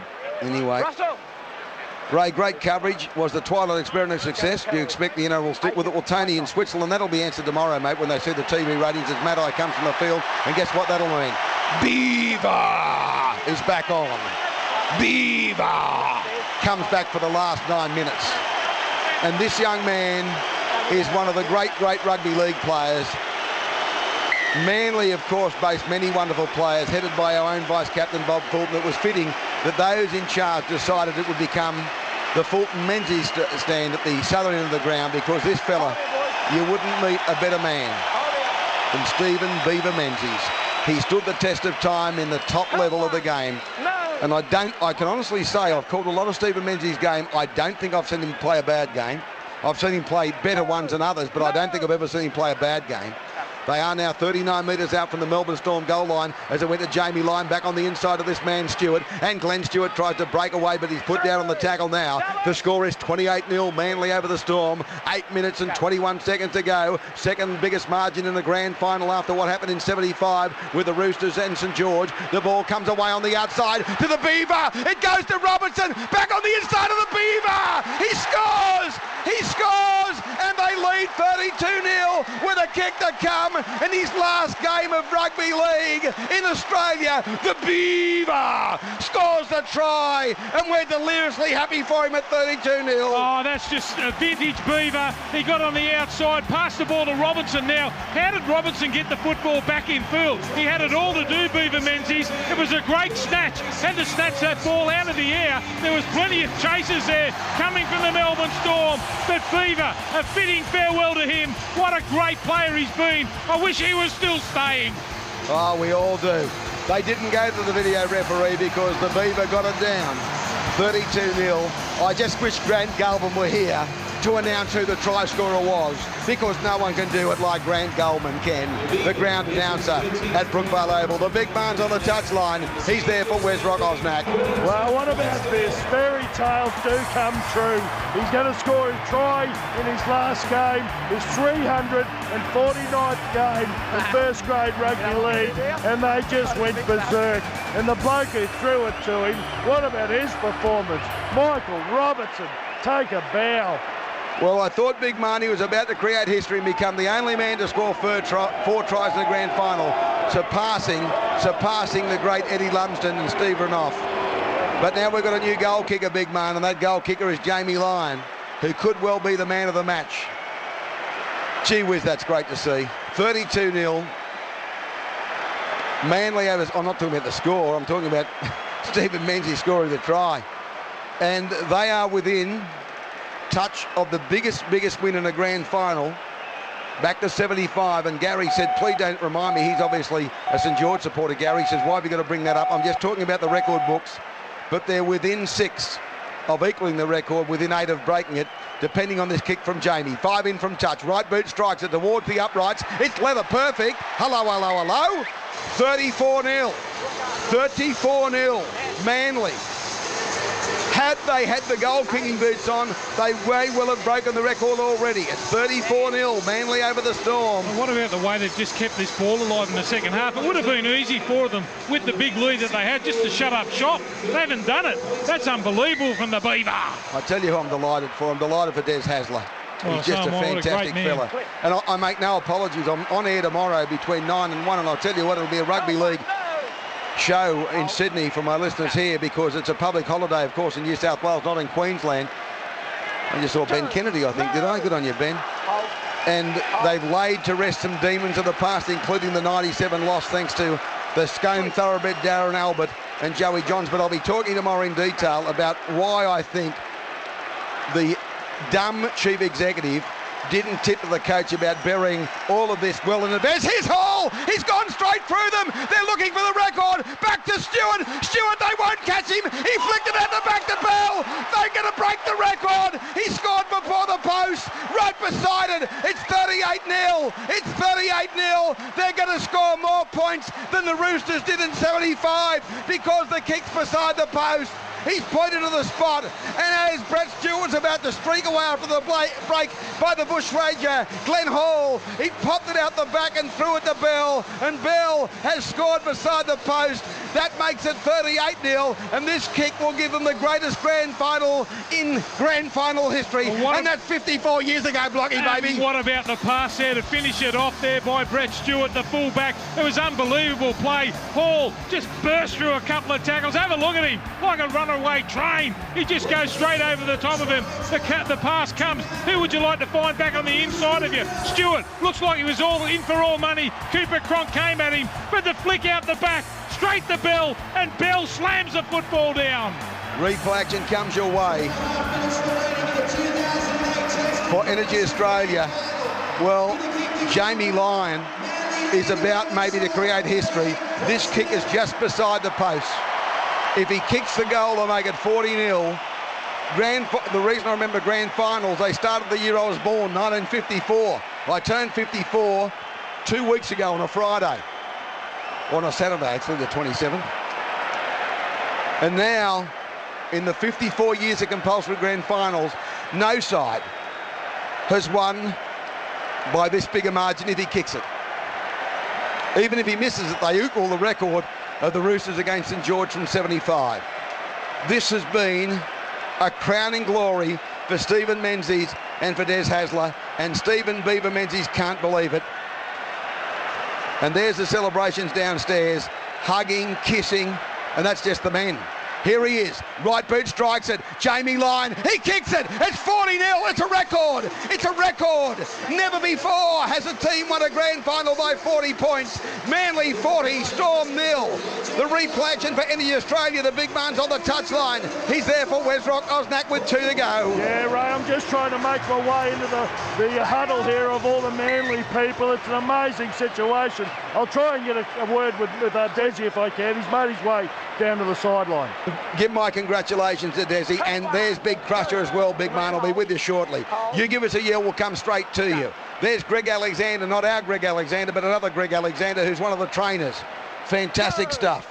Most points in the grand final, 40 of them. A record margin in the grand final, 40 of them. And the big man's trying to get in amongst the players as I speak. We'll come to him. Just give us a yell as soon as you're there, big man, and we'll come straight to you. Manly, from the kickoff, exactly 2 to go, have it. Now the ball from Orford. Comes back to this bloke. Oh, Glenn Stewart, hasn't he been fantastic? He plays it back now, 9 short of halfway. The pass comes to Jamie Lyon. Another kick from outside the 40. It goes now to Billy the Kid. He's back now at fullback. The ball will come back away. They have it, and they'll try and get across field with Slater, but there's a great tackle by the Beaver. And they'll play the ball back now to his feet, and now the ball came back to the wing 3/4. Steve Turner's put down on the tackle. I can't see the big man. Big man waved to me. I've lost you in those sea of players down there.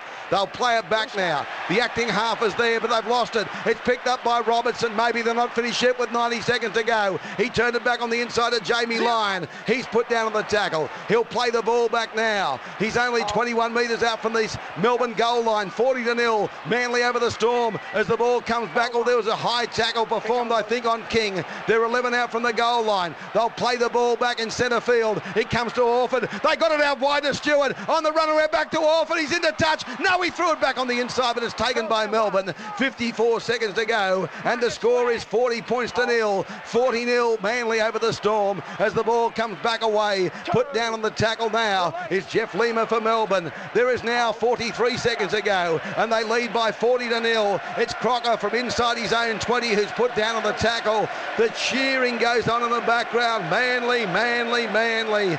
They have certainly deserved this win.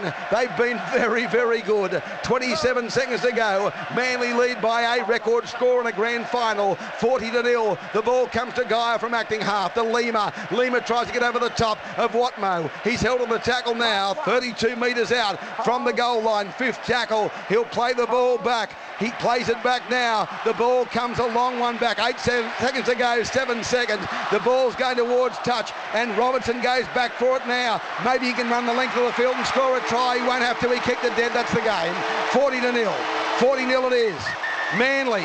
Manly have won by 40 points to nil over the Melbourne Storm in a record-breaking performance here in front of a crowd of 80,300. I have absolutely no idea where the big man's disappeared to among a sea of Manly players, Manly officials and Manly coaching staff. As soon as I hear from him, we'll go straight to him downstairs. As soon as I hear from him, we'll go straight to him downstairs to see who he can grab a hold of. But this has been an unbelievable performance by this Manly club. They scored 8 tries. They kicked only 4 goals, and they've won by 40-0. And Michael Robertson scored 3 tries to join the great Eddie Lumsden, who did it twice, as the only men to score 3 tries in the grand final. Unbelievable effort. Let's go straight down to the big man right now. She's all yours, big man. Yeah, with Jamie Lyon here, it's absolute pandemonium downhill. Down here, that's just tremendous for you, blokes. The redemption for last year, I suppose. Oh, mate, it makes up for last year tenfold, you know. After last year's game, I was disappointed man in the world, so a little bit of consolation tonight, mate. We'll party tonight. You got a bit of a monkey off your back too, because I think you lost one with power as well, didn't you? Yeah, lost a couple, mate. There's a few critics out there. Benny Eli stuck the boot in a bit, so, mate, he can come and have a look at the ring if he wants, mate. Hey, what about this, though? Just finally, what about you? 5/8 position, plenty of critics there, but since you've come back from the injury, you've been brilliant. Yeah, mate, I've had a good year. I'm pretty pleased with it, and just took a little bit longer than I thought, but hey, we got the ring. I'll let you go and enjoy it. Good on you, Joe. Thanks, mate. Yeah, that was a sensational effort there from the Manly side. Oh, just the unbelievable thing for me, they led 8-0 at half-time. You would have thought that the Melbourne Storm was some sort of chance to get back into this game. But it was just an unbelievable effort. They didn't stop playing football. The ability to keep the ball alive and the way that they scored those tries in the second half was just a great effort. I can't believe that the way that they did it. Have a look at some of these Melbourne Storm players. They can't control their emotions at the moment. On the other hand, the winners, Manly, they are going off at the moment, and who could blame them? I feel so happy for a lot of their players, especially Des Hasler, their coach. He's a great bloke, Des. He's prepared this side brilliantly, and they came into the game probably under a fair bit of pressure, but what a performance here from the Manly side. I feel so good. Max Delmedge is down there with Viva Menzies. It's been a great effort from them. You wouldn't believe it, Blocker. The headset packed it in. After 80 minutes, it's packed it in. Straight back we go to the big man. Hey, yeah, I got Matt Ballin here with me. Well, how do you feel? That's an amazing victory for you, blokes, and I mean, fantastic for you personally. Wonderful game. Yeah, I mean, last year we sort of got done, and this year you just can't explain it. You know, it's such a great effort. The boys, you know, it was our year. We made a pact at the start of the year, and we've come through. So it's just a great feeling. Was there much self-doubt there? I know they've had the measure of you for a little while now. I think 3 games they've beaten you in a row, but that last game about 8 weeks ago, I think you would have taken great heart out of that. Yeah, we did. You know, we got beaten obviously, but it gave us a lot of confidence, and you know, we've had a lot of self-belief in the whole team all year. And we've just been honest, and we've spoken about our weaknesses, and we fixed them up. And I think it's just a great culmination of Des and all the coaching staff's hard work, and all the footy guys just passion and 100% effort all year. Mate, I'll let you go and celebrate. Thanks. Your performance, brilliant. Thanks, well done. Well done. Thank you very much. His grandfather played for Manly before they came into the competition in 47. A great performance by that young fella, Matt Ballin. Unbelievable. 40 points to nil, Manly over the Storm. I've got the stats here somewhere. Michael Robertson scored 3 tries. Matt Ballin scored a try. Brent Kite, David Williams, Stephen Menzies and Stephen Bell. Matt Orford none from 2. Steve Maddai 2 from 4. And Jamie Lyon kicked 2 from 2 in the end for their 4 goals. Back we go to Brent Kite. Well, I think he showed the coach of New South Wales this year what he's got, Darryl Brohman. Yeah, I don't think there's too much doubt about that. I mean, you snubbed for New South Wales selection and you've showed him what you can do on the biggest stage. Oh, it wasn't about that, mate. It was just about Manly this year and putting our best in. And we haven't managed to do that against the great team Melbourne, and we did it tonight, and it's just such a good feeling. You know what? I don't know if you played 2 better halves of football. I mean, your first half was exemplary, and the second half, when at half-time 8-0, they could have got a sniff, but you just snuffed it out. Yeah, we just thought, if we put our best game on the park, we'd win. That was our belief, and took everything of last year, the emotion of the 3 losses in a row, put that all on, on the back burner and just ripped in. What about the Beaver factor? Was there a factor there? Did you make a pact to send him out a winner, or did you just do it for yourself? No, definitely. A great man like that's got to go out on top, and just so proud to be able to play with him and send him out a winner that he is. Well, mate, you're a chance of picking up a medal here shortly. Good luck. I mean, there's probably about a dozen of you who could win it. It was a remarkable performance. Well done. Thanks, Darryl. Good on you. Well done, Brent. I can't believe it. I'm not being wise after the event, but I said it all year. How they left that bloke out of the New South Wales side after he played so well for Australia has got me absolutely and utterly buggered. No, he played great, didn't he? He just took it on board, didn't try to do anything different. He's been probably Manly's, or one of their best players all season. Obviously, what a great first half from Brent Kite.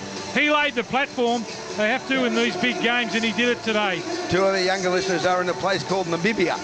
Callan 9 and Liam 6. Callum and Liam McLeod, obviously with mum and dad in that part of the world working. So good on you, fellas, for listening to the continuous call from Namibia. It's nice to have you come. Beaver deserves the grand final, says Ben from London. A stalwart for rugby league and especially for the Eagles. Come on, the Eagles. Great commentary, he says. Thank you very much as well. Chelsea, thanks for the call. I don't support either team. Very glad Manly could send Beaver out a win with a try to boot. Thanks from Bordeaux in France. Thank you, Chelsea, for your company as well. Alicia and Dave are in Taiwan. How good is this, listening from Taiwan, Alicia? Broncos supporter and Dave a Parramatta supporter, but it's still wonderful that Manly were able to win. And I make no apologies for saying what I said earlier. None whatsoever. Here's the coach. I love this fella. He's a champion, Des Hasler, Darryl. Yeah, we all love him, and it's a wonderful achievement for you, Des. You reached every height you could reach as a player. Now you've done it as a coach. Congratulations. Oh, mate, it's a wonderful achievement for the club in itself, but particularly the players, mate. They're the ones that have stuck really hard, like the long, grueling, 14, 15 months. So they've worked really, really hard. Very proud of them, mate. They've been backed by a great club. We've had great support from the owners and the administrators, but I've got to give a massive, massive rap to my coaching staff. They are just unbelievable, and all due credit to the players. They're the ones who got out here today and did it. Well, you've wrapped your coaching staff all year, and that's a great credit to you. I mean, the devastation you must have felt last year, the emptiness, this must just make up for it 1,000,000 times over. It's a wonderful feeling, isn't it? Oh, mate, it's the reason why they boys played, to win a grand final. I think it's a great, is a great prize. So I'm just pleased that they were able to experience it, and it's a wonderful achievement. And Desi, just finally, I know you've got to get over there. Probably the great thing is there's probably about a dozen of your players in line to win the Clive Churchill medal. They all just brought their best game, their A game, on the one night. It was unbelievable. Yeah, good luck, tough decision. Good on you, mate. Congratulations. Thanks, Darryl. Thanks, Desi, and well done, Darryl. You've captured all the excitement down there. Fantastic performance. As I was about to say before we went to Desi, I make no apologies for saying that I think Melbourne shot themselves in the foot. Firstly, their conduct, and they can blue about whether Cameron Smith should have been suspended, but in accusing the judiciary of being complicit in some sort of rort was a disgrace. And then the effort by their chief executive to snub his nose. All they wanted, those 3 decent men, 4 if you include the judge, who's a good man, the District Court Judge Greg Woods, all but Royce Ayler, Darryl Williams and Darren Britt required was a sincere apology, and that melonhead didn't do it. So all the talk all the week was about that, and I think it detracted from their performance today. Well, even after the game last week, all the talk, after they won quite comfortably, all the talk was about. Sincere apology on Sunday, printed in the Sunday Telegraph and the Sun Herald, and it's all over. It's all over. The apology gracefully accepted by the judiciary, and that's the end of it. But instead, petulantly, they said, and you know what they said today? We'll make the apology after the grand final as if they were going to win. The losers don't get to make a speech here. not in terms of the chief executive and the rest of them, but all the talk today is we'll apologise after the game. Well, that was on the basis they were going to win. Let's see if the apology comes now, but it won't be accepted anyway by the judiciary. I've spoken to one of them. They'll be jamming it up to them as far as they can in relation to legal proceedings. Good luck to them. I really think it was a blunder by a chief executive in rugby league who's got L plates on. And he showed his L plates attitude all through the week. The L plates are on his big fat behind, and they stuck out for everyone to see. I think they'll be there forever now. And I think the coach tumbled into him. The coach thought he was a mug before. I wonder if the coach thinks he's now a mug now. Anyway, we're about to hear from the Clive Churchill medal winner. Let's go downstairs. Warringah Sea Eagles, Matt Orford and his team shortly handing it over to Steve Allen to make the presentation to Manly Warringah. So they're tabulating who is the Clive Churchill medal winner. Steve Allen. I think Steve still works at 2GOFM on the Central Coast. I apologise if he doesn't. I'm sure that's where he is. Let's hear it now. Steve's the master of ceremonies, looking after things. The Prime Minister's there. David Gallop and Mrs. Joyce Churchill, of course, representing her husband, her late husband, the great Clive. And I would suspect that Channel 9 must be in a break because... Ladies and gentlemen, good evening and welcome to the Telstra Premiership Grand Final presentation. In Rugby League's centenary year, scenes of jubilation here at ANZ Stadium with the Premiers Manly running out winners tonight over the reigning Premiers Melbourne, 40 points to nil. Our dignitaries are behind us on stage here at ANZ Stadium. First of all, David Gallop, the Chief Executive Officer of the National Rugby League. The Prime Minister of Australia, Kevin Rudd. Justin Milne, I should say, Group Managing Director of Telstra Media. Barry Pearce is with us, ARL and New South Wales Rugby League Director and an NRL board member. And it's a pleasure to welcome on stage again this year, Joyce Churchill. Well, ladies and gentlemen, the Clive Churchill Medal is one of the highest individual honours awarded to players in the grand final. And the man judged best on field in 2008, prop forward with the Manly Sea Eagles, Brent Kite. And they couldn't pick him from New South Wales. Joyce Churchill will present the medal to a kangaroo prop forward who wins a premiership tonight here at ANZ Stadium. What a moment. He's had an outstanding year and scored a try tonight.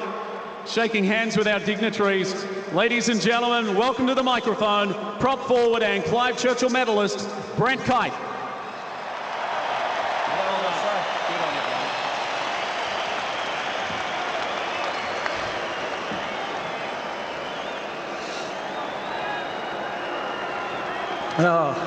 Just like to start by thanking the Maroon and White Army.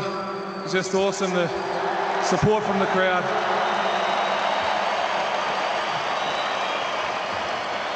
Melbourne for the game, you know, they've been our nemesis. There's no point in trying to hide that. They've been a great team and hats off to you boys. But you know, I just got to give a huge rap to my guys. I accept this on your behalf, boys. You're my brothers and I love you all. Just like a quick thanks to my wife and family. The belief you've had in me is just awesome, and I love you all.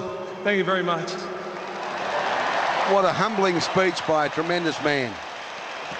Brent Kite receiving the prestigious Clive Churchill Medal in 2008. Very worthy recipient. Well, it's time now to pay tribute to the runners-up. They were here in their third successive grand final. They'll be led on stage by Cooper Cronk, their captain. Would you please welcome the entire Melbourne Storm team on stage to receive their runners-up medals. And commiserations, they've been here in the past, but they won't be here today. Great call, Dawn. Thank you for another fantastic year, she says. Thank you, Dawn, for your continued support. Listening in Tokyo, so proud of Manly. You've done a great job for us listening on the internet. Thank you, mate. Jonathan, have passengers from the Rhapsody of the Seas walking past the Internet Cafe asking what the score is from John and Remy Manly supporters, Ryan the Storm supporter and Frank the Shark supporter. And by the way, Brian Kurtz from West ALA, they must be on the cruise as well. A couple of old mates, Kurtzy from down there at Wollongong. Yeah, the Wollongong boys. Well done, fellas. Listening on the net in Japan, says Anthony. Let's have a listen to the Melbourne captain. Into the game and well done, boys. Congratulations. Secondly, to the NRL and all its sponsors, thank you very much for a hell of a season. To Melbourne Storm, the officials, our main sponsors, Host Plus, Suzuki and Medibank Private, thank you for everything you've done. To the players, particularly the guys that are leaving us, it's a sorry note to finish, but yeah, you guys are family, and we'll be stronger and better for the future. So thanks once again to all the fans, everyone involved in rugby league. Cheers and congratulations, Manly. He's a very decent man, Cooper Cronk, and a very good speech. Greg's in Sweden, Bronco supporter, great goal, great call, great win to Manly. This is the Bellamy's karma for all the nonsense over the last few weeks. Well, I don't know about Bellamy. I think his chief executive need to take the matter in hand. Gerard from the Vine says, I've been watching and supporting Steve Menzies for 16 years. He's my favourite sportsman ever. I'm 36, haven't stopped crying since full time. That's the best fairy tale I've ever seen in sport. Have a great life, Beaver. Football for me won't be the same without you. Thank you for the memory, says Gerard. Shelby's one of our loyal supporters who's been here for a long, long time. She's in Camp Hill, Queensland. Thanks so much for another fantastic year. I count the days until we hear you again. I sincerely wish you and your families a safe and happy off-season. Thank you, Shelby. We appreciate your support, as we know it's there invariably. Morning from Vietnam, says Stephen Bennett. Good on you, Steve. Managed to find a computer listener to call. The Beaver's a legend. Desi's a hero. Paul and Keith are listening in China. Go the doggies. Well, not this year, mate. Maybe next year. In Buckinghamshire, Bish is there. Can't wait for next season, says Bish. Great win for Manly. Watching the post-match interviews on Channel 9, but listening to you fellas, thank you. And here's Beaver's auntie. His auntie from Laurelton, who says, fantastic call. Great to see the Beaver score again. Auntie Beaver. And Destin said they just showed Peter Peters and Desi getting dunked. Go Manly. And here is the trophy being held aloft by Matt Orford.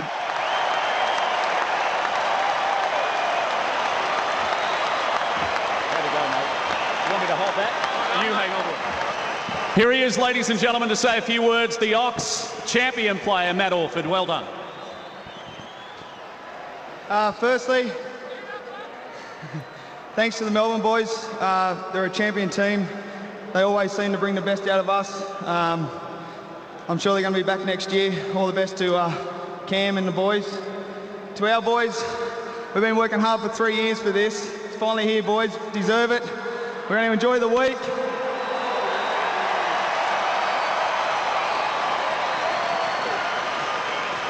To all the Manly supporters, you've been the best all year, and you deserve this trophy right here. Cheers. Well done to you, Matty.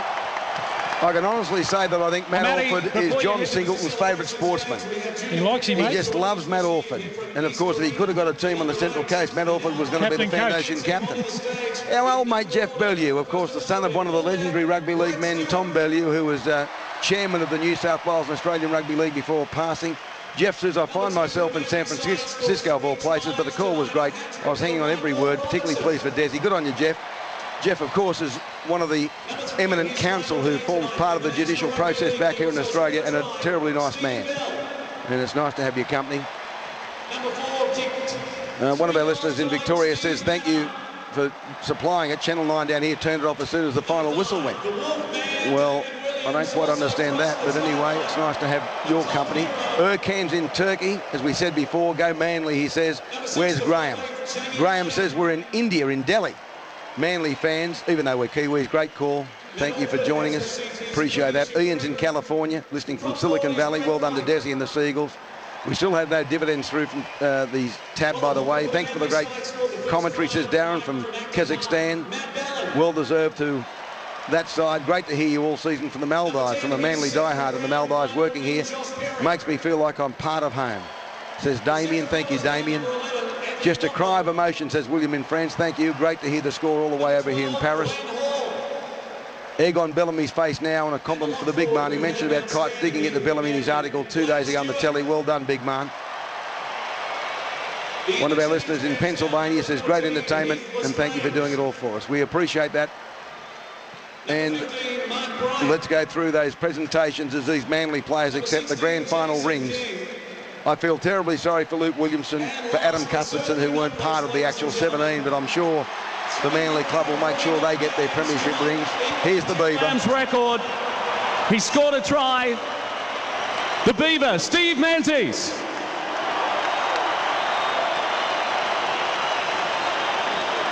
And ladies and gentlemen, the coach of the Manly Sea Eagles. He won 2 premierships as a player. He gets his first tonight as coach, Desi Hasler. This is a thoroughly decent man. A very, very decent man. Just Desi Hasler shaking hands with our dignitaries. The Manly team are on the celebration stage. Let the celebrations begin here at ANZ Stadium and right around the world if you're a Manly fan. Thanks to our dignitaries and congratulations to the premiers in Rugby League's centenary year, the Manly Sea Eagles. Well done, Stephen. Thank you, mate. Well, where's Crusher among those players down there? The Crusher's got to be there. I hope he's One there. of the great Manly men. Many of these players came to Manly's attention via Crusher, who, of course, was part of the Parramatta team and then was cast aside, went to Manly, where he found a new home. And pretty typical of Crusher, he's not up on the stage, but he should be with Desi and the rest of the blokes. And there's Desi now getting a hug from Mark Bryant as he's dragged on stage by the big front rower. Many of the other coaching staff are there, but Crusher's just in the background as he normally is. A wonderful, wonderful fella. Anyway, congratulations. Palapavona comes up. We're going to take a break. We'll come back with more. They have won Manly by 40 points to 0. It's a record. The biggest margin since grand finals became compulsory in 1954. Well done, Manly. Commiserations, Melbourne. But Manly avenged the loss of last year in front of a crowd of 80,388. The Toyota Cup, it went to Canberra in Golden Point extra time, 28-24 over Brisbane.